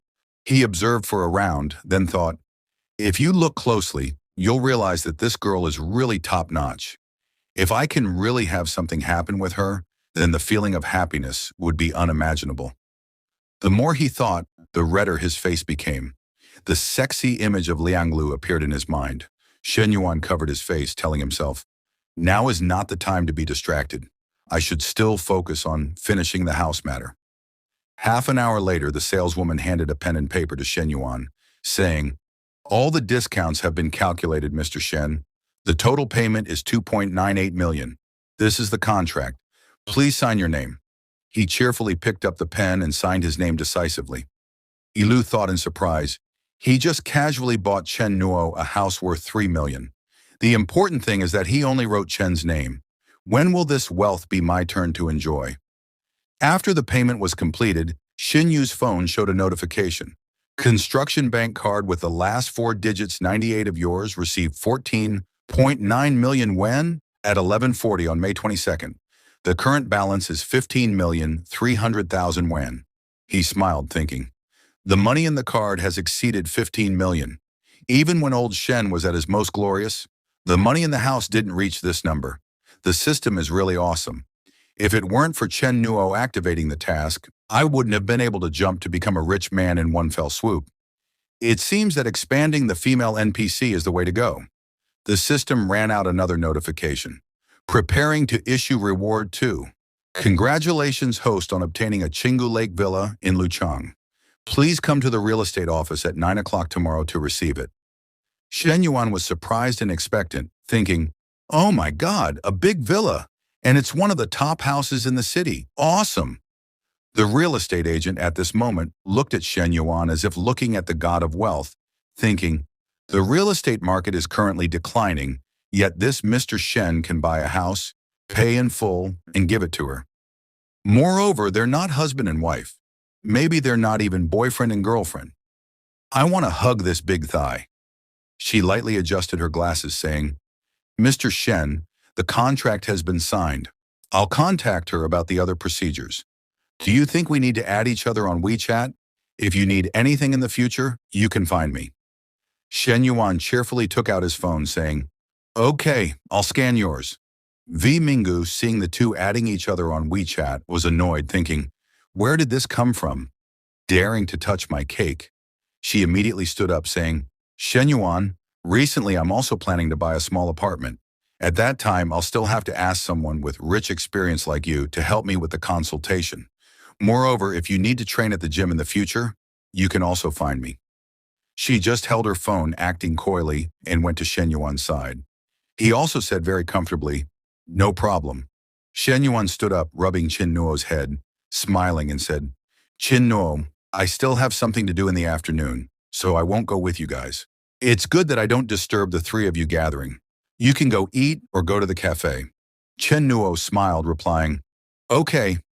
Then Yu Mangu stood there blankly, thinking, huh? Leaving now? Not even eating together? I've already turned on the green light.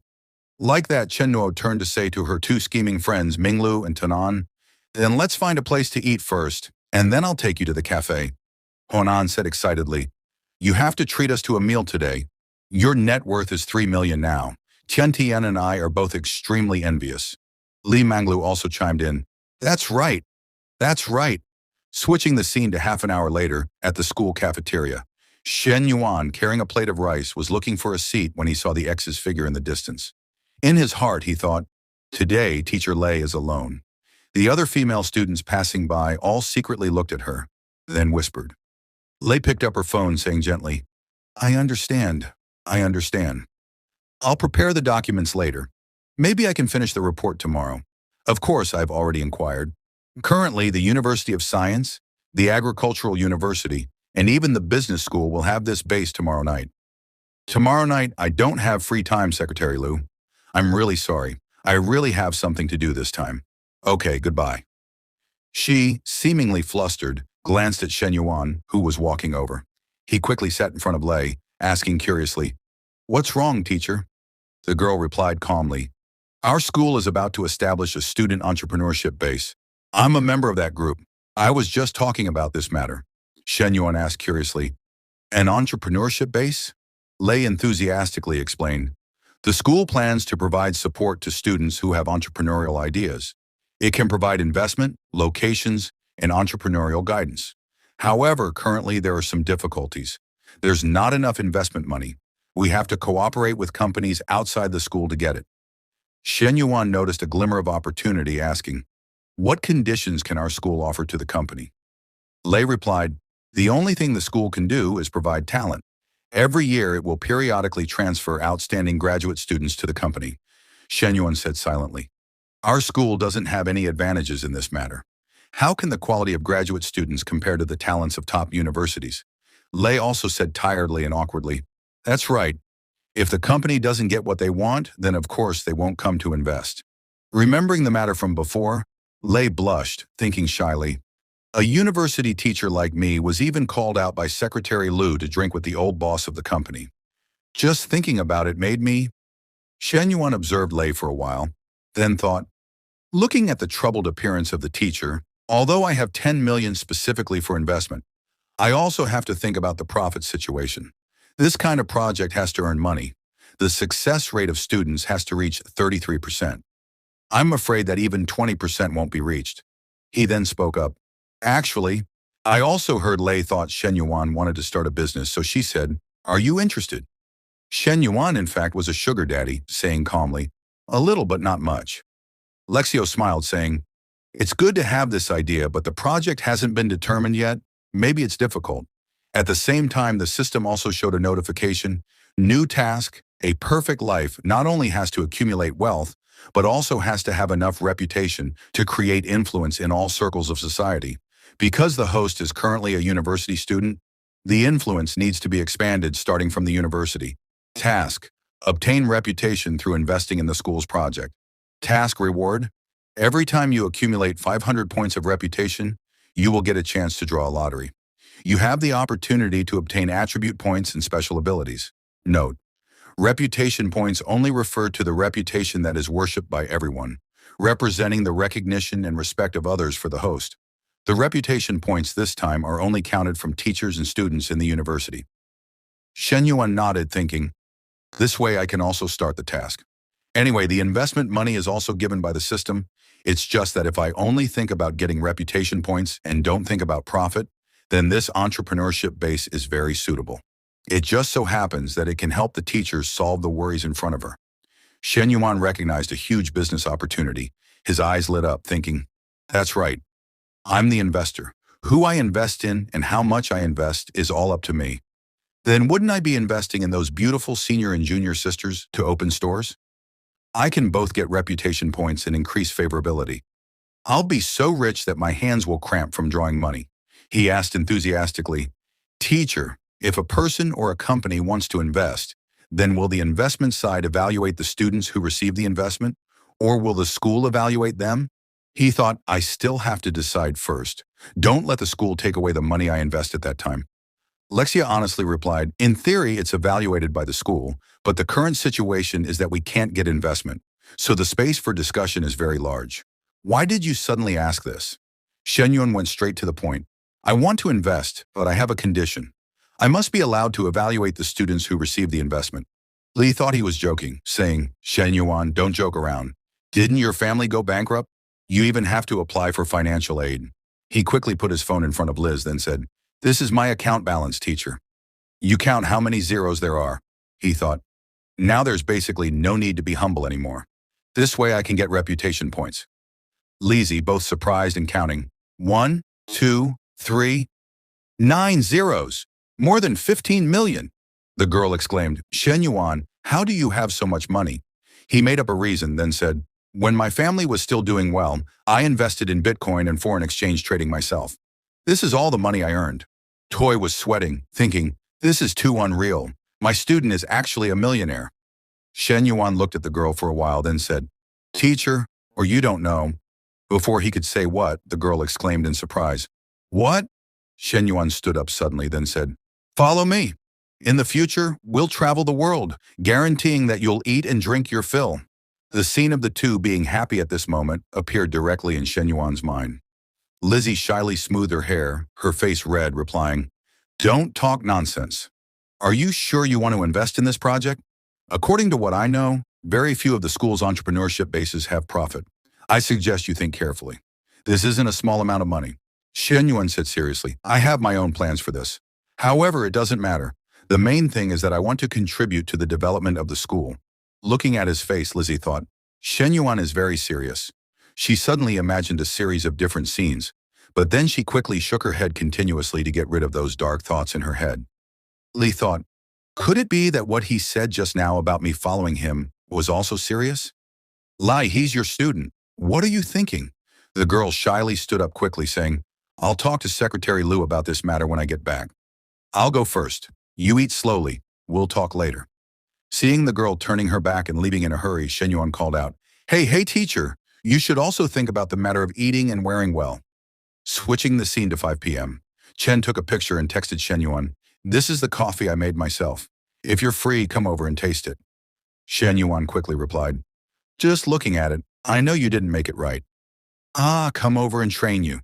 Shen Yuan looked at the second picture, rubbing his chin, thinking, the coffee isn't made well at all.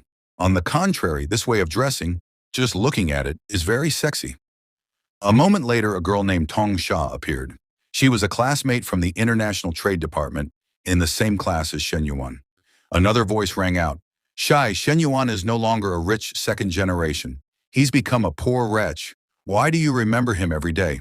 Maybe he has to work part-time to earn money to pay for school. The words were all said by Charing. But why do you want to date Heng Haba, who's in the same room as Xuan? Another girl said coyly, don't mention it. I've refused so many times, yet he still shamelessly clings to me. That's right. At that time, he'll invite us to eat. You guys have to go with me. The long-haired girl said, even if I'm asked out by Wang Haiba, at least I can get a meal. But if I go with Shen Yuan, then I'll only have to spend more money. Shay, you really have to think clearly before doing it. The short-haired girl glanced behind her, whispering, speak softly. Look over there. Shen Yuan is coming over. The long-haired girl, seeing him, said, what did I say just now? Look, isn't he really working part-time? It's more than 3 o'clock now. It's just the time to prepare at the restaurant. The short-haired girl giggled, saying, or should we go see which restaurant he's working at? If you guys don't dare to ask, then I'll go ask. Tong Shai said anxiously. It's not very good. Everyone is friends. There's no need to be like this. The long-haired girl put on a superior air, hands on her hips, looking down, and said loudly, Shen Yuan, why haven't I seen you recently? Are you busy working part-time? Which restaurant is it? We'll also go visit. Shen Yuan looked up at her like a fool, thinking in his heart, what is she asking? Forget it. For the sake of Wang Heiba, I won't argue with them. But I have to vent this anger. I will tease them a bit. He smiled, saying, that's right. I'm working part-time at a cafe. You guys want to go? Let's go together. I'll treat you to coffee. The group quickly went to Chen Nuo's ES cafe near the school. Li Mangu at this moment was also talking happily with Chen Nuo. The long-haired girl, seeing this scene, was stunned, thinking, damn, that person with the tall figure, flexing hair, and wearing a short skirt. Is there really someone who can have legs like in a comic? Is it a bit too much? Tong Shai, her face red, thought, the two older sisters are so beautiful and have such a presence. The short-haired girl was also stunned, thinking, the other person's figure is also too good. Does this kind of figure, with big breasts and a curvy butt, still exist? Chen Nuo and Li Mangu walked to his side. Chen Nuo said enthusiastically, Shen Yuan, you're here. Liang Lu also said, Shen Yuan, didn't you say you had something to do in the afternoon? Is he taking these 3 female friends out to play? Chen Yuan turned around to look at the girls behind him and replied to Chenna, I just happened to run into them on the street, and they wanted to grab some coffee. Seeing this, Lu Mango smiled warmly. Oh, is that so? Hello, everyone. Chen Yuan walked inside and said to the server, Xiao Chai, ask what these 3 ladies would like. It's on me. The server responded enthusiastically, yes, boss. Xiao Chai quickly approached Zhen Xiaoyi's group and said politely, beautiful ladies, please have a seat. There's a QR code on the table. Let me know when you've made your choices. The short-haired girl in the back watched in surprise. What the heck? She called Chen Yuan boss? The spoiled miss was just as shocked and wondered, wait, could it be that Chen Yuan isn't an employee, but the owner of this cafe? Zhen Ziyi, standing behind them, spoke awkwardly. Maybe we shouldn't drink anything. The other 2 girls forced a smile and added, yeah, Xiai is right. We're not thirsty anymore. The spoiled Miss and Zhen Xiai ran away with red faces. I thought to myself, Shenan is really something. He clearly has so much money and even runs a cafe with such hot girls. Yet he says he's just working a side job? This is so embarrassing. Liu Mango walked up to him, puzzled. Why did your classmates leave? Chen Yuan tilted his head slightly. Maybe they were too intimidated by how beautiful you 2 are. Hearing this, Liu Mango struck a few suggestive poses and teased, of course I'm beautiful, but you need to try your best to resist temptation. Don't get any funny ideas, okay? Chen Yuan didn't respond. He just looked at her with a critical gaze. A moment later, Chenna came out with a cup of coffee and said, the coffee is ready. I didn't know how sweet you like it, so I made it half sweet. Okay? Chen Yuan grinned. Anything you make is sweet. Liu Mango covered her mouth and chuckled. Who even uses cheesy pickup lines like that anymore? She rested her chin on her hand, looking at Chen Yuan intently, thinking, but cheesy pickup lines from a rich hottie actually sound pretty sweet. Liu Mango clearly didn't come here just for fun. She leaned closer and started chatting him up. How tall are you? And how much do you weigh? I'll calculate your BMI for you. He answered leisurely, 182 centimeters, 72 kilograms. But I think I've lost a bit of weight lately. Liu Mango furrowed her brows and playfully asked, Huh? Why are you losing weight? Chen Yuan glanced toward Chenna and said with a meaningful smirk, Too much consumption. The girl immediately blushed, thinking, Oh my God, what is Chen Yuan doing? How dare he say that in front of my best friend? Liu Mango rested her chin on her hand, as if she were watching a drama unfold. Oh, no wonder. She pulled out her phone and started typing. Then you need to exercise more. Your body fat is too low. You need to bulk up, at least gain 7 to 10 kilos. Chen Yuan raised an eyebrow. So basically, you just want to get me to sign up for a gym membership? Liu Mango leaned in playfully. Heh, it's the end of the month and I need to hit my KPI. I won't let you suffer any losses. He took a sip of coffee. I'll think about it. Suddenly, Lianglu stood up and turned to Chenna. Oh no, it's already past 4. I have a class at 5. Let's hang out again next time. Before leaving, she struck a pose and winked at Chen Yuan. He found it amusing, thinking, So bold in front of your best friend. Sooner or later, I'm going to teach you a lesson, you little minx. Chen Yuan took Chenna's hand. Let's go now. I'll teach you upstairs. She blinked. Huh? Teach me what? Chen Yuan smirked. You'll know when we get up there. Upstairs in Chen Yuan's private room, he leaned against the door, trapping Chenna between his arms. You're not going anywhere, he murmured, his voice low and teasing. Chenna's heart pounded. What are you planning to do? He brushed a lock of hair from her face and whispered in her ear. You've been driving me crazy all day now. It's time you take responsibility. Chenna blushed furiously. I don't know what you're talking about. Chen Yuan smirked, his lips dangerously close to hers. Oh? Should I remind you? Before she could protest, he lifted her onto the desk, his hands slowly trailing down her waist. Xiaowei, who was sitting downstairs, was startled by the noise upstairs and looked up, wondering, Huh? What's going on? Listening closely, the ambiguous sounds made Xiaowei blush. She thought to herself, Boss, I'm an understanding employee. Xiai quickly closed the door and waited. Just then, Lianglu rushed in from outside, anxiously saying, Xiai Chiwa. Why is the door closed? Open it a bit. I forgot my bag just now. Xiai Chiwa awkwardly let out a loud, Huh? Liu Manglu stood outside, hands on her hips, and asked, What do you mean, huh? Are you hiding something? Open the door. Xiaowei sheepishly replied, Oh, and slowly opened the door. As soon as Liu Manglu stepped inside to grab her bag, the amorous sounds of the two upstairs reached her ears, along with Chenna's whimpering voice. Shenan, gently. Please be gentle. Liu Manglu was surprised and thought to herself, They're really doing it? In broad daylight? Scene cuts to 10 minutes later. Liu Mango was still waiting there, exclaiming, That's so weird. He looks so skinny, but how does he have so much stamina? She licked her lips slightly, full of desire, and muttered, That Chen Yuan. Liu Manglu intentionally spoke loudly. Xiai, I'm leaving first. See you next time. Upstairs, Chenna, who was in the middle of it, heard her friend's voice and anxiously thought, Crap, she heard us? Shenan, of course, knew exactly what was happening. He smiled and thought, A special tutorial needs an audience to feel authentic. That little fox spirit, Liu Mango, has been listening downstairs for at least 10 minutes. Is this the kind of premium content people get for free? I'll have to start charging next time. At another location, Secretary Liu, with his pot belly, leaned back in his chair looking doubtful. You're telling me this student named Chen Yuan wants to invest in the startup? Li nodded. That's right. Secretary Liu raised an eyebrow. Does he have the means? Has the capital been verified? Li calmly replied, At first, I didn't believe it either. But I saw his account balance. He has 10 million. Liu's jaw dropped. How much?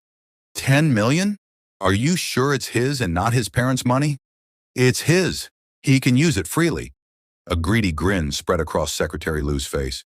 That's great. If that's the case, we don't need to partner with a third party anymore. Shamelessly, he ordered, Li, tell this Chen Yuan to come to my office. I want to hear his report in person. Feeling that something wasn't right, Li asked, Although Chen Yuan is a student, if we want him to be an investor, shouldn't we be a little more courteous? He smirked. Don't worry about it, just do as I say. He thought to himself, he's a student from our school. We can't let him get out of line. No matter what, we have to suppress his arrogance first. Meanwhile, Chen Yuan's phone rang. He glanced at it and said, It's Teacher Li. Give me a second. After listening, he smirked. Teacher, turn on the speakerphone. I have something to say to Secretary Liu. As soon as it was on, Chen Yuan's voice came through, serious yet slightly arrogant.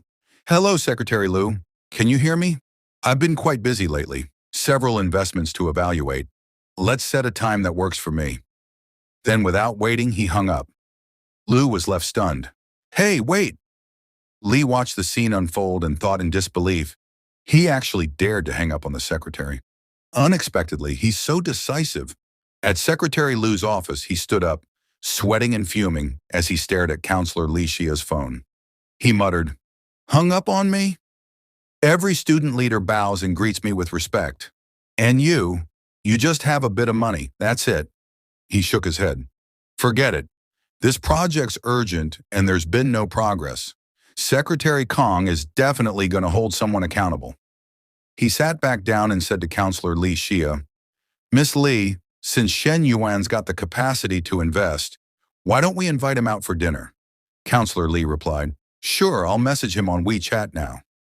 Meanwhile, at a coffee shop, Shen Yuan was thinking to himself, Dinner invite, huh? The negotiation balance is in my favor now. I need to get full control over the investment. Let's leave Luo Zhang hanging for a bit. At the same time, Chen Na, exhausted, blushing and sweating, got off Shen Yuan's lap. She adjusted her underwear and said, Shen Yuan, if you're busy, go ahead and take care of your stuff. We can have dinner another time. As she walked away, Shen Yuan looked at her and thought, Nana really takes care of me in every way. She's such a good woman. Just then, Shen Yuan's phone rang. He picked up and said, Who? Fang Minu replied, Shen Yuan, what are you doing? Want to take a walk around the track? Shen Yuan said, Just a walk. I thought you were inviting me for a cold drink. Fang Minu hesitated. I can't. It's that time of the month. Shen Yuan thought, no wonder she hasn't come to see me these past couple of days. Fang Minu blushed. But if you really want to, I guess it's not impossible. Shen Yuan stood up, grabbed his pants and said, Your health is more important. Don't say stuff like that again. I'll come pick you up at the dorm. A few moments later, at Fang Minu's dorm, she suddenly ran towards Shen Yuan and hugged him tightly, her soft chest pressing against him. Shen Yuan said softly, Be careful these next few days, okay? I don't mind waiting a little longer. Take care of yourself. Fang Minu kissed his cheek and asked, Shen Yuan, you're so sweet. Tell me, what exactly is our relationship? As her affection rating hit 91, she thought to herself, I have to ask him today. We've done everything a couple would do. What girl doesn't want a proper title? Shen Yuan stared at her and thought, this is dangerous territory. But her affection level just went up again. She really does like me. He smiled and said, Of course. We're boyfriend and girlfriend. Fang Minu lit up. Really? Shen Yuan hugged her tighter. Really? Fang Minu pressed her soft, fair cheek against his and asked, I'm your only girlfriend, right? Shen Yuan looked at her with one eye open and said, Mm-hmm. He thought to himself, the others aren't girlfriends. They're sweeties, babies, babes, darlings. Then he smirked like a villain. Fang Minu giggled and said, Since you're being so sweet, I'll give you a proper reward in a couple of days. Shen Yuan chuckled. Silly girl. I'll take you shopping this weekend. Want a car? A house? Fang Minu was stunned. You're going to buy me a car or a house? That's too much. A nice bag or some makeup is already amazing. Shen Yuan said, No need to save me money. But since you're still in school, you don't need a car just yet. Let's get you a house first. When you need a car, I'll get you one too. Sound good? Fang Minu blushed and nodded. Mm-hmm. I'll listen to you. Shen Yuan smiled. It's getting late. I'll walk you back to your dorm. Rest up during your period. As he walked, he thought, tomorrow I need to head to Chingu Lake to take possession of the house. A few moments later, at a stoplight, Shen Yuan pulled out his phone for a video call. Liu Manglu popped up on screen. Skinny boy, you up yet? Come hit the gym if you're free. She leaned into the camera, showing off her firm chest. Shen Yuan smirked. Since when have I ever been skinny? And is that video even appropriate? Liu pouted. Only naughty boys think it's inappropriate. Admit it, you had dirty thoughts. She thought to herself, the way he talks, he definitely doesn't treat me like an outsider. Let's see how long you can hold out. Suddenly, Joe Wanting walked up and said, Coach Liu. Liu turned. Miss Joe, you're here. Joe Wanting said, what are you smiling about this early in the morning? Liu replied, nothing, just chatting with a friend. He made a funny joke. As they sat down, Joe Wanting leaned in. Come on, spill. We still have time before class. Liu smirked. A girlfriend of mine landed a sugar daddy. He's super generous. Bought her a 3 million yuan apartment. Joe Wanting's jaw dropped. 3 million? Just like that? He must be worth tens of millions. Liu sighed. Yeah, I'm so jealous. Joe imagined some rich old bald dude with a cigar and golden credit card and asked, with that kind of money, he must be ancient, right? She thought to herself, even if he's old, it's still worth it. That stingy jerk Jun wants to sleep with me, but won't spend a dime. I need to find a better man. Liu shook her head. Nope, he's actually in his early 20s, younger than my friend. Joe's eyes widened. Then, how does he look? He must be ugly, right? Liu laughed. Nope, handsome and tall. Joe said, then your friend must be a total bombshell to land a guy like that. Liu looked over at Chen Na standing beside her, both showing off their sexy bodies, and said, we're about the same, just different strengths, that's all. Joe nodded. If she's anything like you, no wonder he fell for her. Just then, Shen Yuan messaged on WeChat. Enough gossip. I'm heading to Chingu Lake to take possession of the house. Liu quickly replied, going alone? Want your little sis to tag along? Shen Yuan answered, I'm going alone. But if you're free, feel free to join. Liu typed, then you better come pick me up. I'm at the gym. Just sent you my location. Waiting on you. As Liu read Shen Yuan's message, blushing, Joe Wanting noticed. Coach Liu, what's up? You look even happier now. Liu stood up and said, sorry, Miss Joe. I have to skip our session today. I'll refund your personal training fee, double the rate. The sugar daddy I just mentioned, he's the one going to Chingu Lake to collect the house. And he asked me to go with him. Joe Wanting stood frozen, imagining Chen Na and Liu together with the mystery rich man. She thought to herself, Chingu Lake? That's one of the top 10 luxury neighborhoods. Wait, wasn't the sugar daddy her friend's? Why is she going with him? Oh, I get it now. Ruthless Coach Liu stealing her best friend's man. But honestly, if I met a guy like that, I wouldn't hesitate either. Fitness coach Han Leahy called out, Manglu, where are you going? Don't you have class soon? Liu ignored him and walked past without a word. 10 minutes later, Han Leahy and Joe Wanting stood by the window, watching outside as Liu stood in front of a newly arrived car. Han muttered in disbelief. He's driving an M9 and still managed to pull Coach Liu? Even that guy with the G-Wagon couldn't do it. Joe scoffed. Don't be fooled by the car. He bought his girl a 3 million yuan house without blinking. Han was stunned. 3 million? How many years would it take me to make that much? Joe squinted, looking closer. Then her eyes widened in shock. Wait a sec. That guy looks familiar. The car door opened. Out stepped Shen Yuan. Joe Wanting gasped, jaw dropping. Shen Yuan? She started sweating, frozen in place, as she thought to herself, that tall, rich, handsome guy Coach Liu was talking about is actually you. My ex-boyfriend is now a multimillionaire, and I dumped him just 2 weeks ago? A chill ran down her spine. She stood there completely stunned. Joe Wanting, stunned and in disbelief, whispered to herself, And I actually wasted my chance to be with him and picked Bao Jun instead. What the hell was I thinking? Coach Han Leahy looked confused. Miss Joe, why are you so mad? He asked. Joe pulled out her phone and read a message from her sugar daddy, old man Jun. He texted, "Hey, I've got some info." Joe rolled her eyes and muttered, "Who do you think you are? You always skip the pleasantries and get straight to business like I'm some kind of cheap thrill."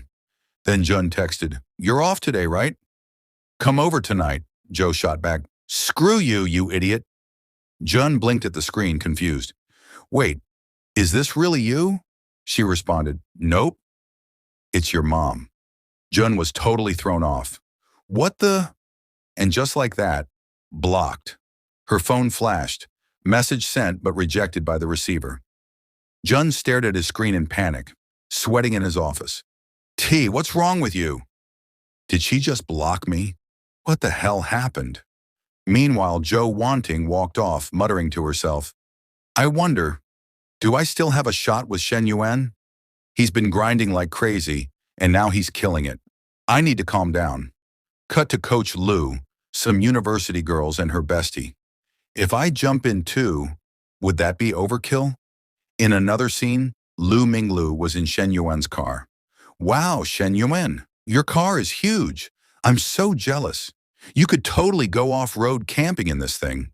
She adjusted her seatbelt, struggling a bit thanks to her curves. She thought, off-road camping, huh? A hot girl with curves in your passenger seat. There's no way your mind's not wandering. Shen Yuan chuckled. "Off-roading sounds nice. We'll try it out sometime." Minglu smirked. "Oh, you don't play by the rules, do you?" He looked at her. "What's that supposed to mean?" She just shrugged. He grinned. "All right, how about this? Coach Lu, I want to play ball." Minglu playfully hit his arm. "You're such a tease." 30 minutes later, they arrived. Shen Yuan walked up to the real estate agent. "Hi, I'm Shen Yuan. I'm here to finalize the house contract." The agent, Guan Shuang, nodded. "Hello, Mr. Shen. I'm your agent. Want to see the house first or just sign?" "I'll sign now. We'll tour it later," Shen replied. Once signed, they drove off. In the back seat, Guan Shuang glanced nervously at Lu Minglu, sweating. They don't even look like a couple, but that body of hers, it's unfair. Women like her don't even need skills, just looks and curves, and men fall over themselves buying them houses. I'm jealous. Girls like me never get that shot. When they reached the mansion, Minglu was stunned. "Shen Yuan, this place is incredible," she thought.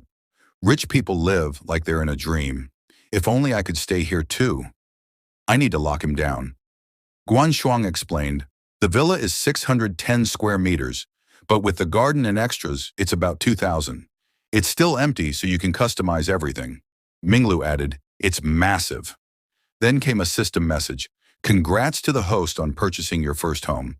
A perfect life also requires a unique, stylish interior. 20 million renovation funds granted." Shen Yuan muttered. "You're serious? Spend 20 million on a house worth just over 10? Damn. Well, if that's what you want." He turned to Guan Shuang. "Know any good renovation companies?" "Yes, a few top-rated ones in Star City. I'll send their info," she replied. "This place is pretty bare." "That's enough for now," he said. Minglu asked, "Can I film a video and post it on QuickSound?" "Sure, just don't show my face." She teased, "Oh, come on. I bet other influencers would edit your pics and post you anyway." "How many followers do you have?" he asked. "A little over 50,000. Mostly local?" "Yeah, why?" "Trying to stalk my videos, Mr. Wu?" He grinned. "If 50,000 dudes already saw them, what difference does one more make?" She smiled. "You're not like them. They get the basic version. You get the premium custom edition. Send me your QuickSound later. I'm doing a bar review vid soon. Want to be in it?" Her eyes lit up. "You have a review channel too? I'll send it to you right away." He asked, "Coach Lu, heading back to the gym?" She crossed her arms. "Where else?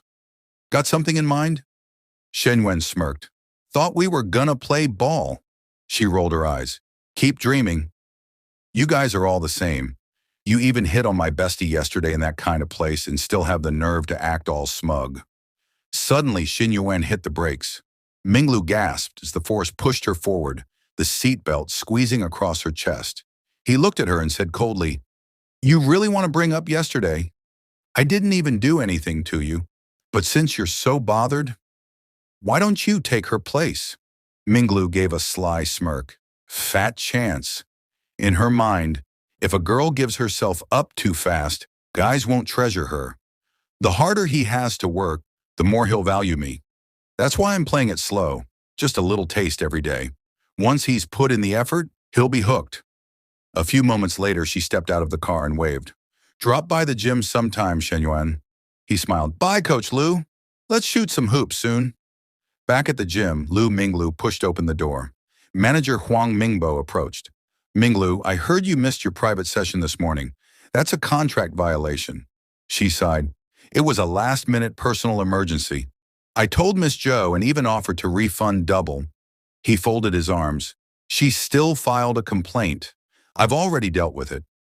She frowned, thinking, why would Miss Zhou go after me all of a sudden?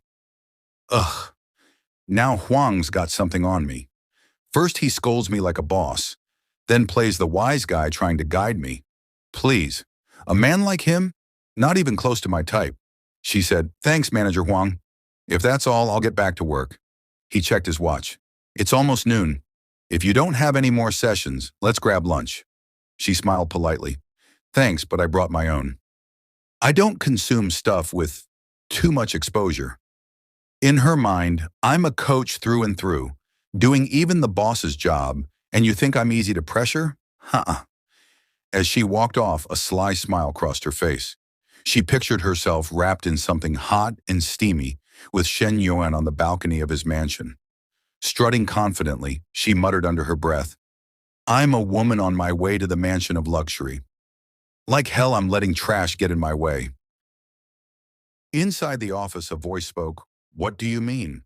This student named Shen Yuan wants to invest in the entrepreneurship-based Secretary Lu, nodded saying, "That's right."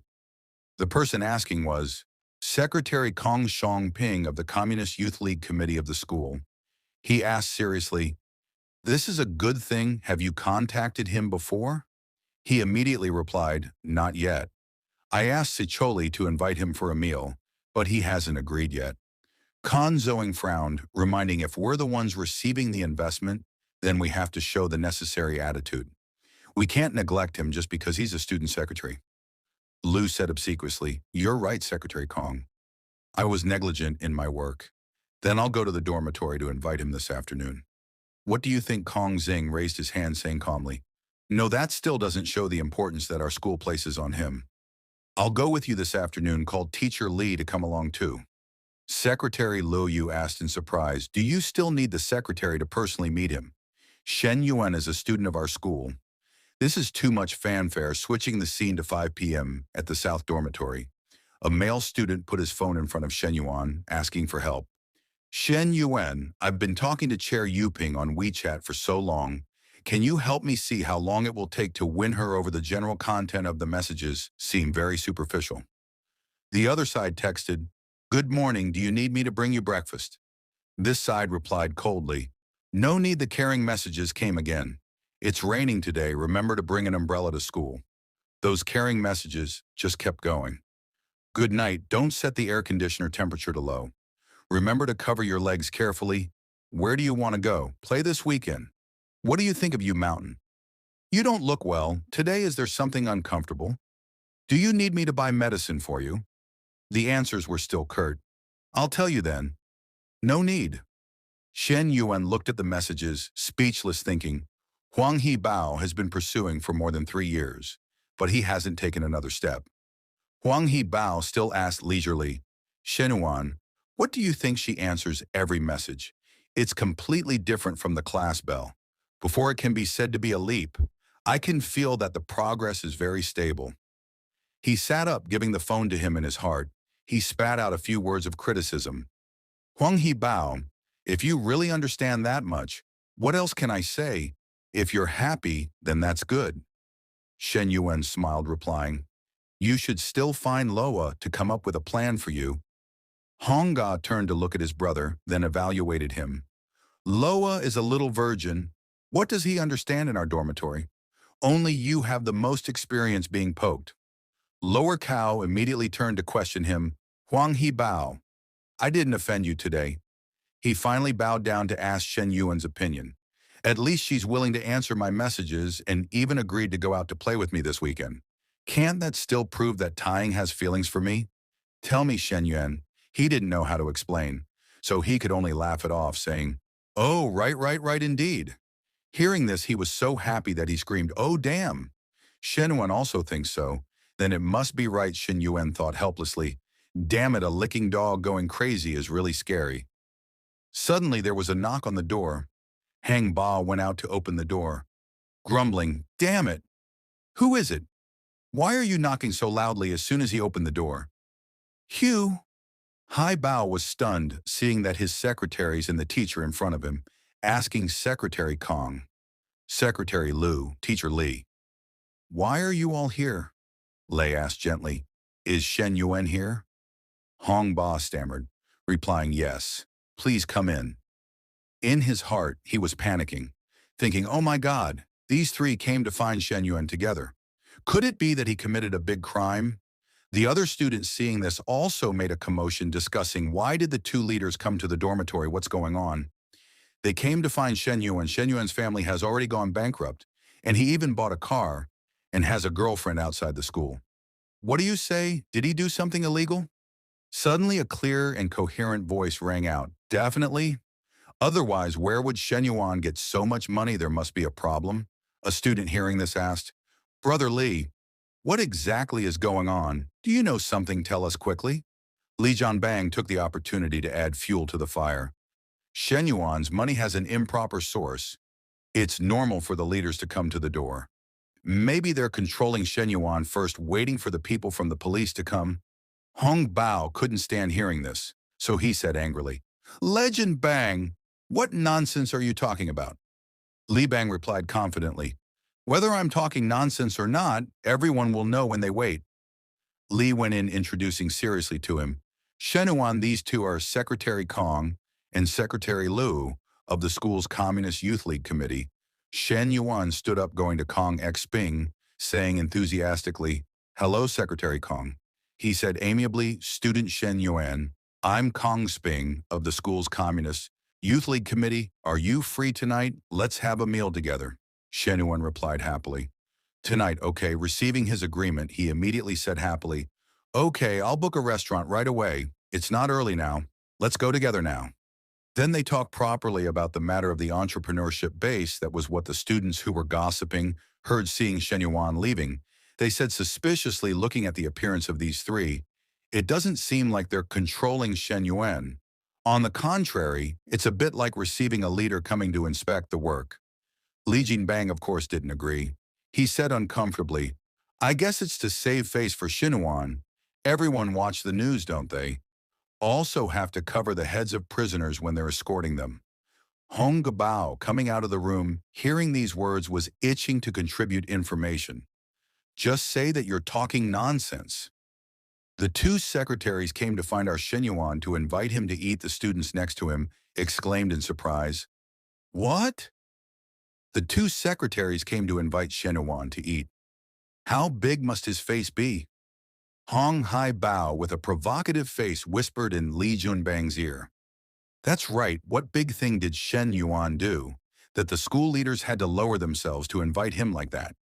He couldn't say anything. Those curious students couldn't help but exclaim, Shen Yuan is too scary. He's no longer in the same class as us. Switching the scene to the Nanga restaurant, Kan Sping spoke first. Shen Yuan, what requirements do you have for your plan? Tell me, I want to fully understand your intentions. Shen Yuan said calmly. Secretary Kong, if you want me to invest, then you have to satisfy my conditions. Of course, this won't cause any loss to the school's interests. Secretary Kong said generously.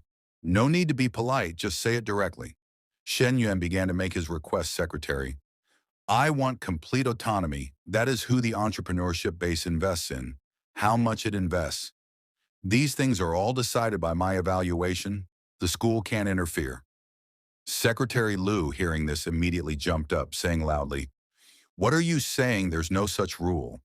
Kong Zonging had to stand up to remind him. Secretary Liu was silent.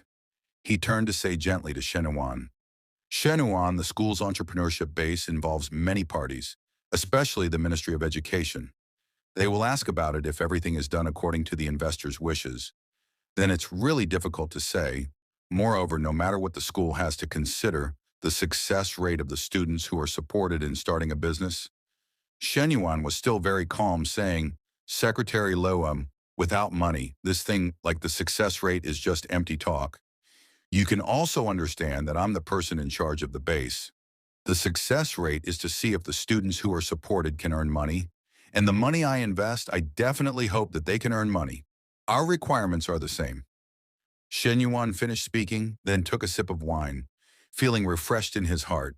He thought, "I'm telling the truth. The system's task is to have me accumulate wealth and reputation, then slowly become a tycoon. Surely I'll need a lot of professional talents to handle this matrix of industries for me in the future. Compared to going out to find them at that time, it's better to use this entrepreneurship base to try to cultivate direct relationships.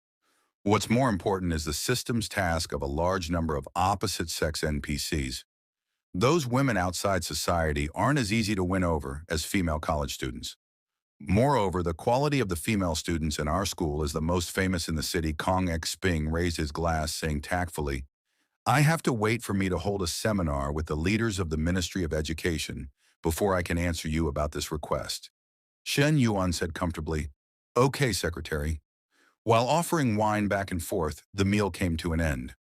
Late at night, the group quickly left. When getting into the car, Kong Xping reminded Lazy, who was standing outside, "Teacher, Li Shenuan drank alcohol and can't drive. You take him back. Well, go first." Li got into Shen Yuan's car while fastening her seatbelt. She said, "Shen Yuan, this new car of yours is really spacious." Shen Yuan said leisurely, "I was used to driving a car. Before this time, I wanted to try an SUV." Suddenly, the phone rang. Li Jiao quickly answered the phone, then asked, "Laying, what's wrong?" "Oh, you switched shifts, so you can't help me move. It's okay, I'll contact the moving company myself. Don't worry, I still have something to do now." "I'll hang up first." Shen Yuan asked curiously, "Teacher, do you have to move?" Lizzie nodded, replying, "That's right.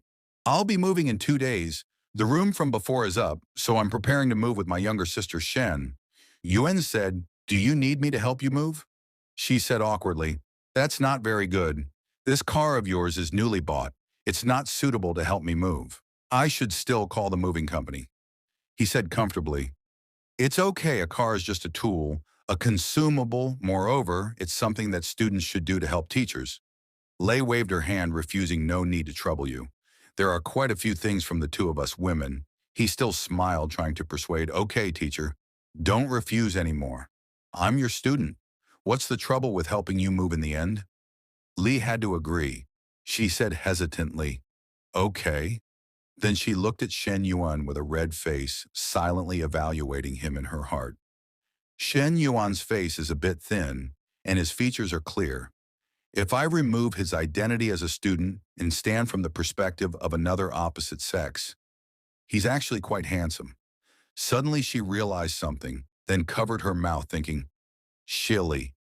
Wait," he eagerly offered to help me move, "and there's also the bag he gave me before. Maybe Li Mang is right. He has feelings for me." Speaking of that bag, he said it was a high-end replica before, but with his true financial resources, maybe it's the real thing. She immediately turned to ask him, "Shenuan, do you remember the bag you gave me before?" Shenuan nodded, replying, "I remember. What's wrong?" She said hesitantly, "You said it was a high-end replica last time." He blurted out without any hesitation, "It's actually the real thing. But it doesn't matter anyway. My student doesn't lack money now. What's wrong with giving it to the teacher?" "I like it's not that. I mean to give it to the teacher. I respect. What's wrong with that?" Shen Yuan suddenly panicked, which made Lizzie also blush slightly. She thought shyly, "Sure enough. But it's not suitable. One is, because of age, I'm older than him. Moreover, the two of us are teacher and student. She thought for a long time, then said Shen Yuan, but he quickly interrupted, saying, "Okay, drive the car, teacher. You don't have to say any words of refusal anyway. I won't give up." A moment later, Lai and Shen Yuan arrived, getting out of the car. Lai asked, "Are you going home to sleep tonight?" Shen Yuan said calmly, "I'm not going back. There's no room for me there." "I'm going back to the dormitory," Lisi said shilly. "Then I'll park the car here. You come here tomorrow to drive it back. Here's the key." Shen Yuan went over, putting his face close to the girl, replying softly. Yes, just one action like this made Lei stiff and all. Leisha held her cheeks, completely flustered, her face turning red. "Wow, he's getting bolder by the day," she thought shyly. "He kissed me once at home during dinner, and now he just kissed me in the office like it's nothing? You bad guy." Embarrassed, she quickly turned around and ran off, cheeks flushed, yelling over her shoulder, "Shen Yuan, you're such a bad student." Right after Liexia left, Shen Yuan's phone rang. It was Chen calling, her voice a little rushed. "Shen Yuan, are you still at school? Miss Lin left something at the cafe. She's on her way there now, but Xiao and I are too far to help. Could you open the door for her?" Shen Yuan replied casually, "Sure." No problem. A few minutes later, Shen Yuan arrived at the cafe and unlocked the door for Miss Lin. She looked a bit awkward and said, "Thanks, Shen Yuan. I left some kids' toys here last time and totally forgot to bring them back." "It's all right," he smiled. "Not a big deal." He flipped on the lights to help her find what she needed.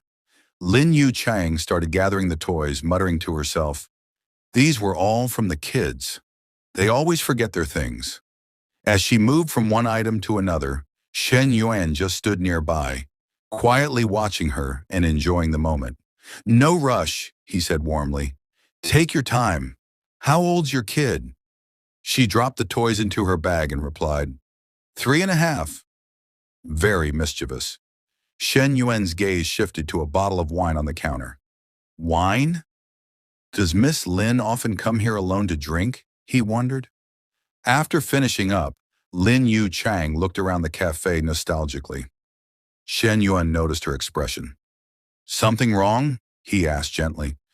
"You look a little sentimental." She lightly ran her fingers over a nearby table and said, "It's not that I don't want to leave. This place was with me through so many days and nights. It brings back memories." He could sense there was more behind her words. It must have something to do with Zheng Shanyong, he thought. She wouldn't come here alone to drink if everything was okay. "You can always come back and visit," he offered with a smile. She shook her head.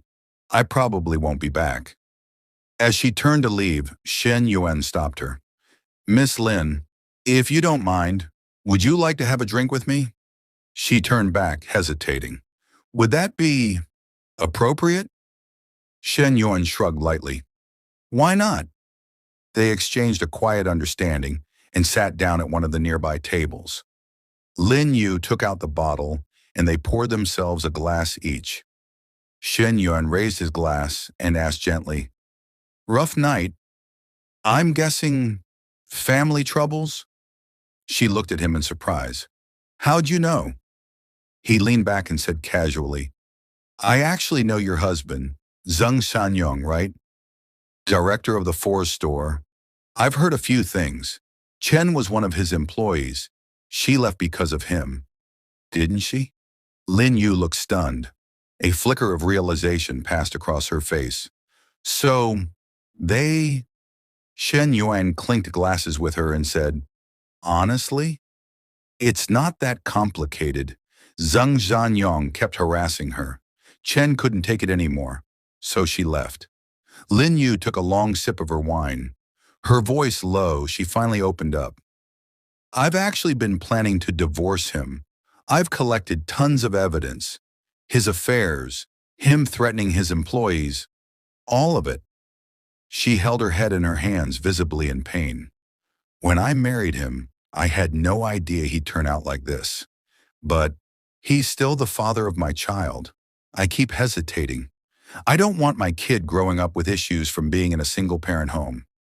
Shen Yuan leaned in, speaking calmly but firmly. You need to make a clear decision.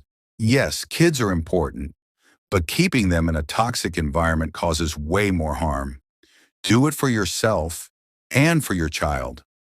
Lin Yu looked at him, wide-eyed, as if something just clicked. You're right. That actually makes a lot of sense. She stared at him, thinking, he's younger than me, but so composed. Even charming in a way Zheng Shanyong never was. As she sat across from him, her face gently flushed from the wine, her heart began to feel lighter. They say never judge a man by his looks. But hey, being around a handsome guy definitely doesn't hurt. She looked at him and whispered, Thank you, Shen Yuan. He smiled humble. No need to thank me. After finishing their drinks, Lin Yu stood up. Let's go. Shen Yuan stood with her. Yeah. But suddenly her legs gave way. Probably the alcohol. She stumbled sideways and Shen Yuan rushed over to catch her. Careful, he said, holding her gently. Lin Yu looked up, embarrassed. Sorry. Shen Yuan smiled.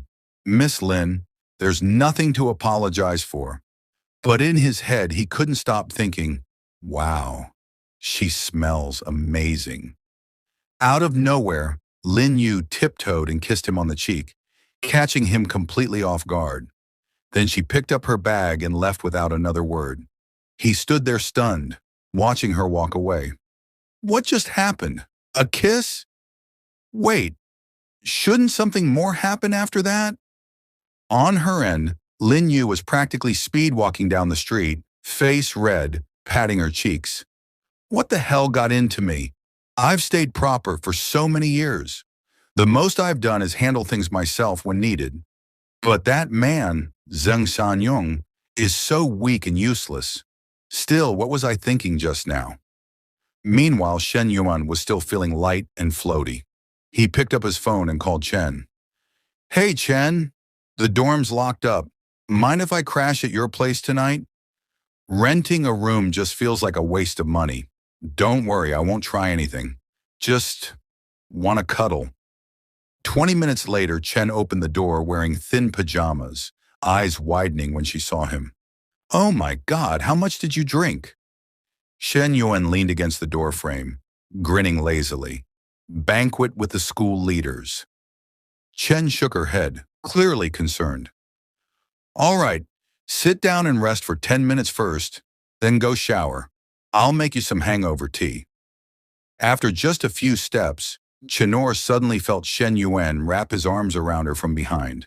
He murmured softly, Wait, let me hold you for a bit. I just want to hug you. Just hug. But Shen Yuan's hands slowly began wandering. Chenor blushed, flustered. Is this your idea of just hugging? Shen Yuan grinned, a little too boldly. I'm just hugging. I won't do anything, I swear. Chenor gave him a look. You know me. You know my boundaries. Flashes of their past filled her mind. The first time he tricked her with the excuse of just going up for a glass of water. The second time, he used training as an excuse. And now? Just hugging? This excuse was the weakest of them all. She rolled her eyes and muttered, Your character? You still think you have character? Shen Yuan replied innocently. Chen, don't you trust me even a little? Chenor blushed and sighed. Fine. But you said it. You sleep with that blanket. Even if it's just hugging, you can do that from your side of the bed, with your own blanket. Shen Yuan looked at her, all wrapped up like a burrito in her blanket. He couldn't help but smile. Even if she pretends to resist, he thought, deep down, I think she's already accepted me. Still, she was keeping her distance tonight, but the night was long, and there were still plenty of ways to get closer. Suddenly, Shen Yuan sneezed loudly. Startled, Chenor sat up. What's wrong? She asked anxiously. He curled up and muttered pitifully, It's cold. Too cold. Panic flashed across her face. The air conditioner? Let me adjust it. She hopped out of bed, but before she could reach the remote, Shen Yuan grabbed her arm gently and said, "No need for all that." He pulled her into his arms, his bare skin pressing against hers. "If we sleep under the same blanket," he whispered, "it won't be cold anymore." Chinor gasped as he embraced her from behind. Words failed her, but her body didn't resist. Shen Yuan whispered happily, "See? Not cold anymore." The rest of the night passed, in heated silence.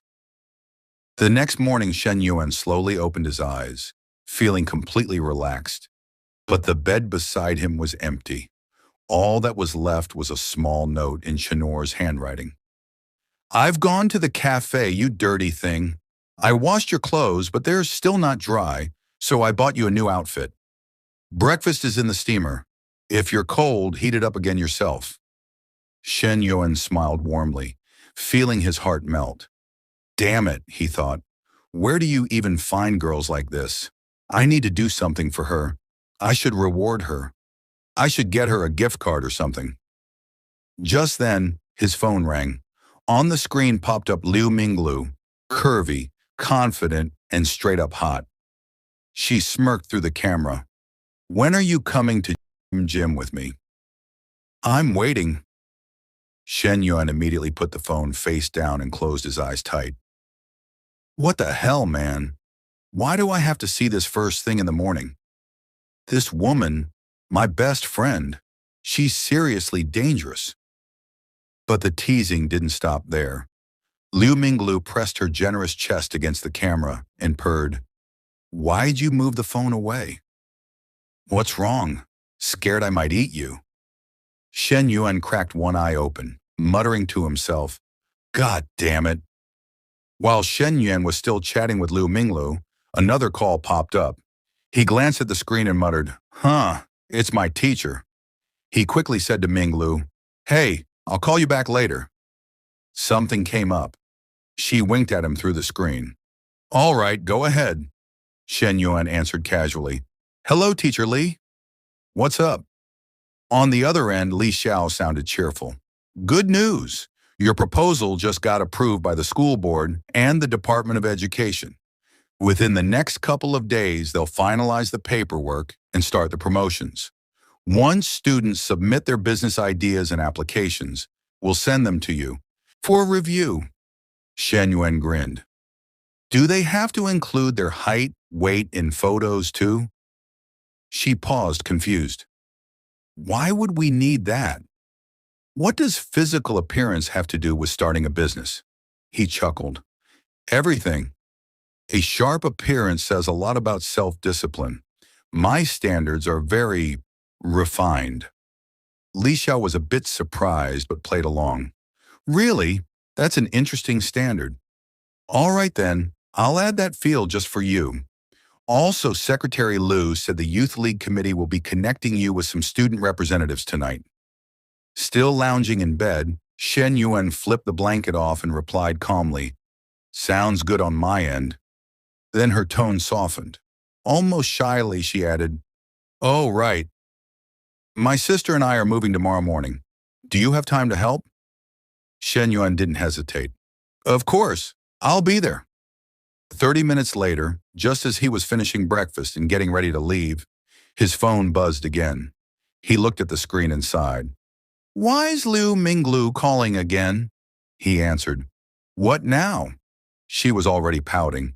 "Didn't you say you'd come get me soon? It's been over half an hour. What's taking so long?" "I don't believe you're really that busy." He replied coolly, "I've got a meeting with 2 furniture companies to discuss my villa's interior design. Real business stuff." Hearing that, her face lit up. "Ooh, do you need a tail to tag along?"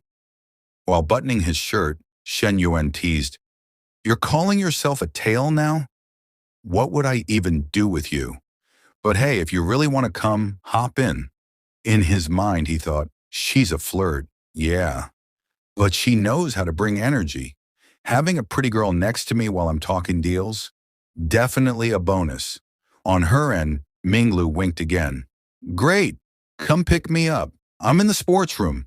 All right, he replied and hung up. Soon he arrived outside. Just as he stepped out of the car, another guy approached him. Yo, bro, waiting for someone? The man asked. Shen Yuan nodded. Yeah, waiting for a girl. The guy smirked, eyeing his car. Your ride's all right, but if you're going after high-quality girls, that won't cut it. If you want to catch a goddess, you need something like this. He gestured at his luxury SUV, looking smug. Gotta step up, man. Shen Yuan gave a laid-back smile. That's so. Just then, Lu Minglu strutted out. Tight top, glossy lips, glowing confidence. The guy's expression flipped. Minglu, you're off work? I've been waiting forever. Let's grab a bite, anything you want. She tilted her head, wearing her professional smile. President Fan, sorry, I already told you. I have plans with someone else. I sent a message earlier. In her mind, yeah, Fan's got money, but it's all family money. He barely controls any of it. Shen Yuan, though, he's got real potential. That's why you're always second best, Mr. Fan. Still clinging to hope, Fan said, It's fine. I'll come too. I'll treat you both. Shen Yuan casually opened the car door for her and turned to Fan. Sorry, man. I don't dine with people who drive G-Wagons. They got in. As the car pulled away, Minglu beamed and said, Let's go, Shen Yuan. Fan stood frozen, jaw clenched, furious. What the hell? She just got into that kid's M9. I drive a G-Class and still got beat? A little later on the road, Minglu leaned back in her seat. That guy's a premium member at my gym. Dropped a lot of cash. His family's loaded. That SUV cost over $2 million. Shen Yuan shrugged. So? She went on. He's been chasing me for months. I never said yes. Still calm, Shen Yuan said nothing. She pouted. Why are you so quiet today? Not like you. He glanced over. What do you want me to say? She looked away, pretending to be upset. I don't know. You just don't seem excited. He smirked inside. Of course I know what you're doing. You're showing off your other options. Trying to make me feel jealous. Classic move. Then he said coolly, Men only get excited when they're working out, or about to. But you're not playing ball with me, so why would I be active? She spun toward him. Shen Yuan!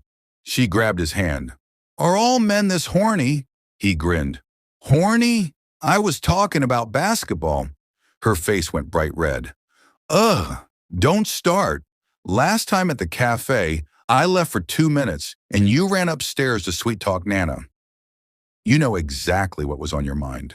When Shen Yuan heard that, he thought to himself, Guess this incident's gonna stay with Lu Minglu for the rest of her life. Not wanting to argue, Shen Yuan smoothly changed the topic. So, why have you been so free these past 2 days? You even had time to follow me around? Lu Minglu didn't hesitate. I'm not free. I just pushed back a few private lessons. For you. Shen Yuan turned toward her, genuinely impressed. Well, now I feel a little embarrassed. Lu Minglu gave him a look, her tone playful. If you're embarrassed, then how about treating me to a few good meals to make it up to me? Shen Yuan chuckled, flashing a bright smile. No problem. I've got everything for you to eat. Lu Minglu turned red, quickly replying, What do you mean by that?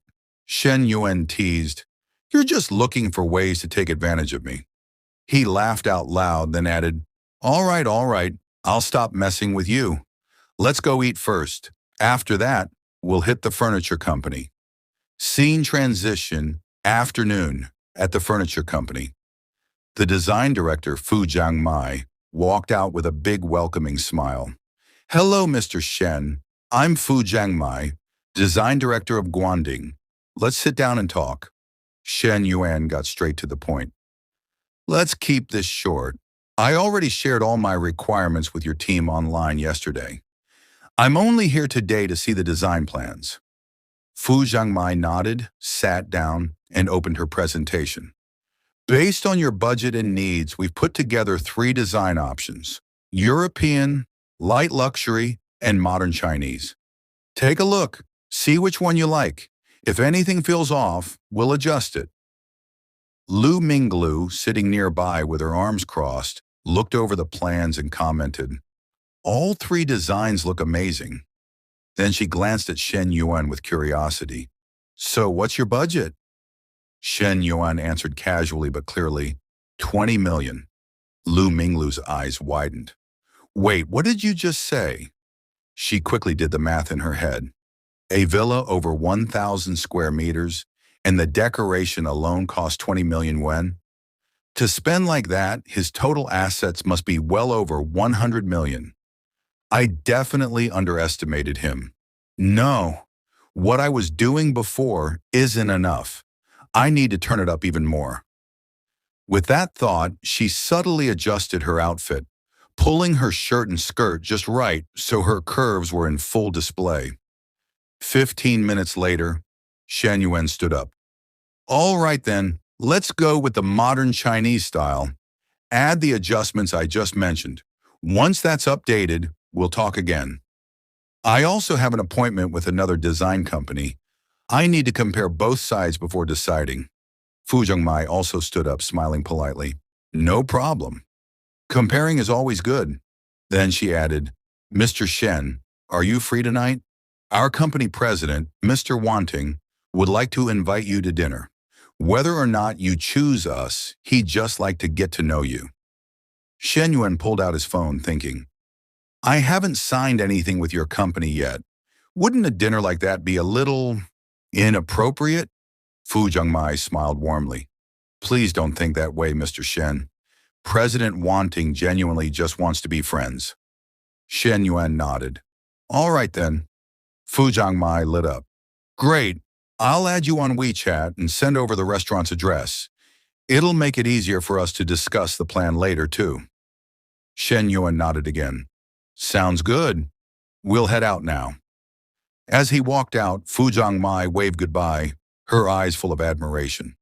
20 million yuan on interior decoration? That's more than what the villa itself might cost. Just this one project could support an entire company. Clients like him? Definitely not your average rich kid. He needs to be handled with extra care. Back inside the company, after Shen Yuan left, Fu Zhengmai walked up to a man and announced excitedly, "President Wan, Mr. Shen agreed to dinner tonight." President Wan Renmin, the general manager of Guanding, nodded thoughtfully. "If we get to sit down with him over dinner, the chances of closing the deal go up. We absolutely can't let a client like this slip into a competitor's hands." "Is he going alone?" Fu Zhengmai shook her head. "No, he's bringing a woman, but she doesn't look like his girlfriend." Wan Renmin thought for a second, then smirked. "Good. Better that she's not his girlfriend. Make sure Su Zui is there tonight. A client like Shen Yuan deserves to be treated with our trump card." Scene switch. Shen Yuan and Lu Minglu in the car. Lu Minglu was flushed, tugging at her clothes and glancing at Shen Yuan with a teasing tone. "Shen Yuan, is the car's AC on? It's way too hot." Shen Yuan, totally calm, replied, "Really? I don't feel hot at all." Lu Minglu gave him a look, purring playfully. "Is that so? So, what are we going to do next?" Shen Yuan kept it cool. "Weren't you going back to work? Or are you planning to tag along for another free meal?" Lu Minglu leaned closer, grinning. "Well, following you just means good food and no work. Today I've decided I'm gonna be your tail all day long." Shen Yuan laughed loudly. "All my tails are pretty obedient. If they're gonna follow, they better do it for a full day and night. You can't just follow during the day and dip out at night, you know?"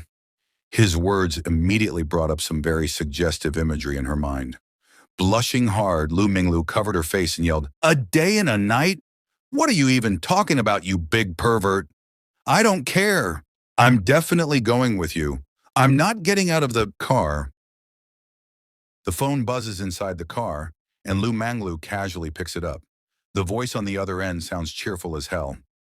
Lu Bao, what's up? Lu Manglu grins. Qian, I'm just riding in a car right now. Qian immediately perks up. A car? Whose car? Lu Menglu answers without hesitation. Feng Zhong's glass car. As she slips on her jacket, she can't help but think to herself. Sure, Feng Zhong isn't like Qin Yuan, casually throwing 3 million at a house, but still, he never hesitates to buy me luxury bags or expensive makeup. Then, in a cool, deliberate tone, she corrects herself. Actually, no, I'm in Qin Yuan's car. That name hits Cheyenne like a punch. Who? Qin Yuan? Since when are you two hanging out? Lu Manglu smirks, enjoying this way too much. Oh, I went with him today to look at some interior design plans. And get this, he dropped over 10 million on a villa, and he's throwing another 20 million into renovations. Qian straight up chokes on air. What? That's insane? He just burned 3 million, and now, boom, another 30 million? Inside her head, jealousy starts boiling. Qin Yuan's luck is unreal. That girl really locked herself a loaded sugar daddy. We said we'd struggle together, but she quietly boarded the luxury cruise. Her grip tightens around her phone as she wails internally. One bestie doing well is already bad enough.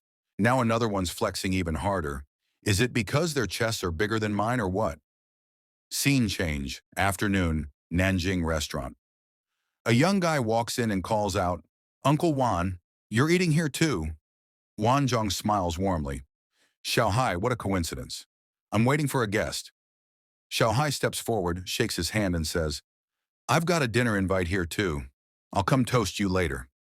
Inside his head, he's thinking, whoever this guest is must be a big shot if Uncle Wan is waiting personally.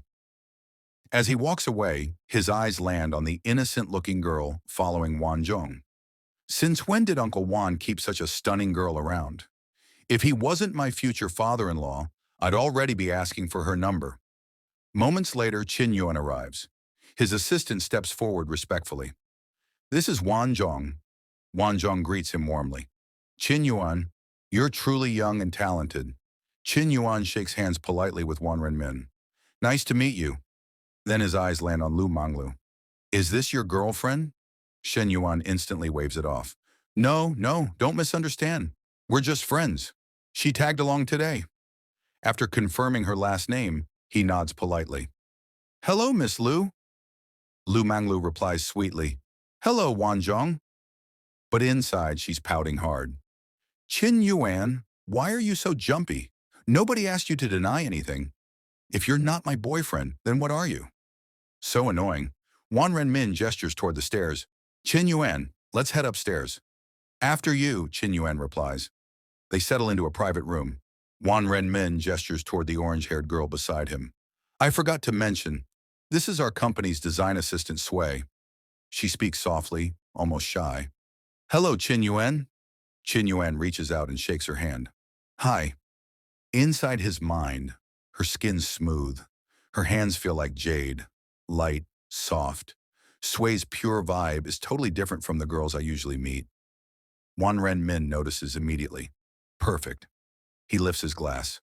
No business talk today, just friends. A toast. He nudges Sui, who's frozen. Why are you zoning out? Hurry up and toast him. Sui awkwardly raises her glass. Qin Yuan, a toast to you. They clink glasses. Lu Manglu leans close to Qin Yuan, jealousy dripping from her tone. Hey, Qin Yuan, drink with me too. I want a glass. Qin Yuan chuckles, holding her glass back. You better not. Who's going to drive us home? Her heart flutters instantly. Fine. I'll listen to you. Inside her head, I wonder if Qin Yuan's going to try something later. This vibe between us, it feels dangerous in a good way. Sui steps closer and whispers, Qin Yuan, another toast. Qin Yuan smiles gently. Have some tea. It's fine. Her expression freezes. Wan Renmin jumps in. Listen to Qin Yuan. He's looking out for you. He continues. Sui's a senior at Nanjing University, not graduated yet. You two are close in age. You should chat more. Lu Menglu frowns hard. Not business, my ass. This is straight up matchmaking. That girl's inexperienced, and he's basically pushing her onto him. Suddenly, Xiaohai bursts in holding a glass. Uncle Juan, I'm here to toast you. Juan Renmin laughs. You're too kind. Then he introduces him. This is my nephew, Ling Guanyao. He adds, this is Qin Yuan. Go toast him. Ling Guanyao nods eagerly. Uncle Juan personally hosting him? This guy's definitely loaded. He steps forward smiling, then freezes. Qin Yuan. What the hell is he doing here? Qin Yuan grins and raises his glass. Come on, let's drink. Ling Guanyao panics internally. Uncle Juan's VIP, and he wants me to toast him? That's like kissing his boots. Juan Renmin notices the tension. You two know each other? Qin Yuan answers casually. We've crossed paths. Juan Renmin laughs, slapping Ling Guanyao's shoulder. What a coincidence. Oh, and you probably didn't know. Qin Yuan bought a villa at Qinghu Lake in Lu City and dropped 20 million on renovations with us. Ling Guanyao's face twitches. What? That nobody did what? Is his family mining gold in Africa or something? The gap between them suddenly feels massive. Resigned, Ling Guanyao bows low. What a coincidence. Congratulations. Qin Yuan. 3 hours later, Juan Renmin suggests, how about a bar or karaoke? Qin Yuan turns to Lu Manglu. You in, Coach Lu? She hesitates. I maintain this body with discipline. Late-night drinking isn't my thing. Seeing her pause, Qin Yuan says gently, maybe sit this one out. Early to bed's good for you. But her eyes drift toward Sway. If I leave, Qin Yuan might fall for those foxes. More vixens means less for me. Her mind spins with steamy scenarios. If they go that far, I'll be left with nothing.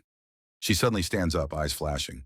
No way, she raises her hand confidently. I'm in. I'm definitely going. After leaving the technician's place, Wang Zhong stuck around and took Qin Yuan out to relax for a while. Off to the side, Suvi stood quietly, both hands wrapped around a glass of wine. Her cheeks were already flushed, and she kept sneaking glances at Qin Yuan, clearly working up the courage to toast him. Before she could even open her mouth, Qin Yuan noticed and stopped her gently. No more drinks. You've had enough tonight, he said calmly. You don't really come to places like this often, right? If you don't like it, you don't have to force yourself. It's just work. Suvi smiled shyly when she heard that. Thank you, Qin Yong. Seeing how uneasy she still looked, Qin Yuan added seriously. For someone from a modest background, landing an internship at a big company like Guaning isn't easy. You can't give up just because things feel uncomfortable.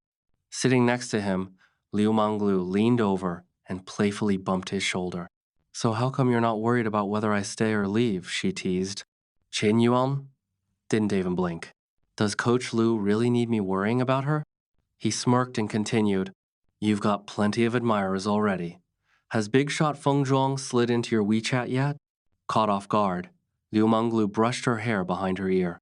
There was a flicker of guilt on her face and frustration. None of my usual tricks work on him, she thought. I was supposed to reel him in, but somehow I'm the one getting hooked. Nearby, Suvi turned toward Qin Yuan and asked softly, Qin Zhong, what song do you want to sing? Should I choose one for you? Qin Yuan grinned. I'm fine with anything. Sing whatever you like. Liu Manglu nudged him again, smirking. You're acting different tonight. That girl's got a pretty enchanting stare. Qin Yuan glanced at her and replied casually, Oh, really? I'd say your eyes give me the same vibe. He added with a grin, Pretty enchanting, too. Liu Manglu flushed instantly. No way. The way you look at me is pure lust, zero love. Qin Yuan tilted his head. Isn't that your strength? No matter how women pull men in, it always leads to the same place. Curious? She asked. And what place is that? Without hesitation, Qin Yuan leaned close and whispered into her ear. Getting into bed. Obviously. Her face turned bright red on the spot. Her favorability shot up to 68. So annoying, she thought. This guy always traps me when we talk. But unlike other men, Qin Yuan didn't dress his desire up as romance. He was blunt, honest. And that made it worse. As he spoke, his hand brushed against Liu Manglu's thigh. She jolted and whispered urgently, "Stop it. There are people around." Just then, Wan Renmin finished his song and spun around, handing Qin Yuan the mic. "Qin Yuan, I cued one for you. Your turn." They kept singing until almost 11 at night. Outside by the cars, Wan Renmin clasped Qin Yuan's hand warmly. "I never thought I'd click with someone your age like this. Let's hang out more." He added, "And Guaning's renovation work will be top-notch. As your elder, I'll make sure you get the best service." Qin Yuan smiled politely. "I'm only considering 2 firms. Your designs are impressive. Same price. You're my first choice." Nearby, Fu Zhenmi supported a slightly tipsy Suvi. "Qinzhong, we're heading out." Qin Yuan gestured towards Suvi. "Take care of her." Fu Zhenmi smiled professionally. "She's my student. I'll get her home safely." Once they left, Qin Yuan turned to Liu Menglu. "Need me to call you a ride?" She shot back. "What about you?" "I'll book a room nearby and crash," he said casually. She blinked. "Why book a room? Don't you have somewhere to sleep?" Qin Yuan tilted his head and looked at her with a teasing smile. "Are you offering to take me in?" Her face burned. "This is moving too fast," she thought. "But if I hesitate, this fox of a man will get snatched up." She grabbed his arm. "Don't misunderstand. I don't just bring guys home. I'm a proper girl." Her favorability climbed to 75. Qin Yuan was genuinely surprised. "I didn't even do anything special tonight. Why is her affection skyrocketing like this?" He shrugged it off and pulled out his phone. "All right. Where are you going? I'll get you a car."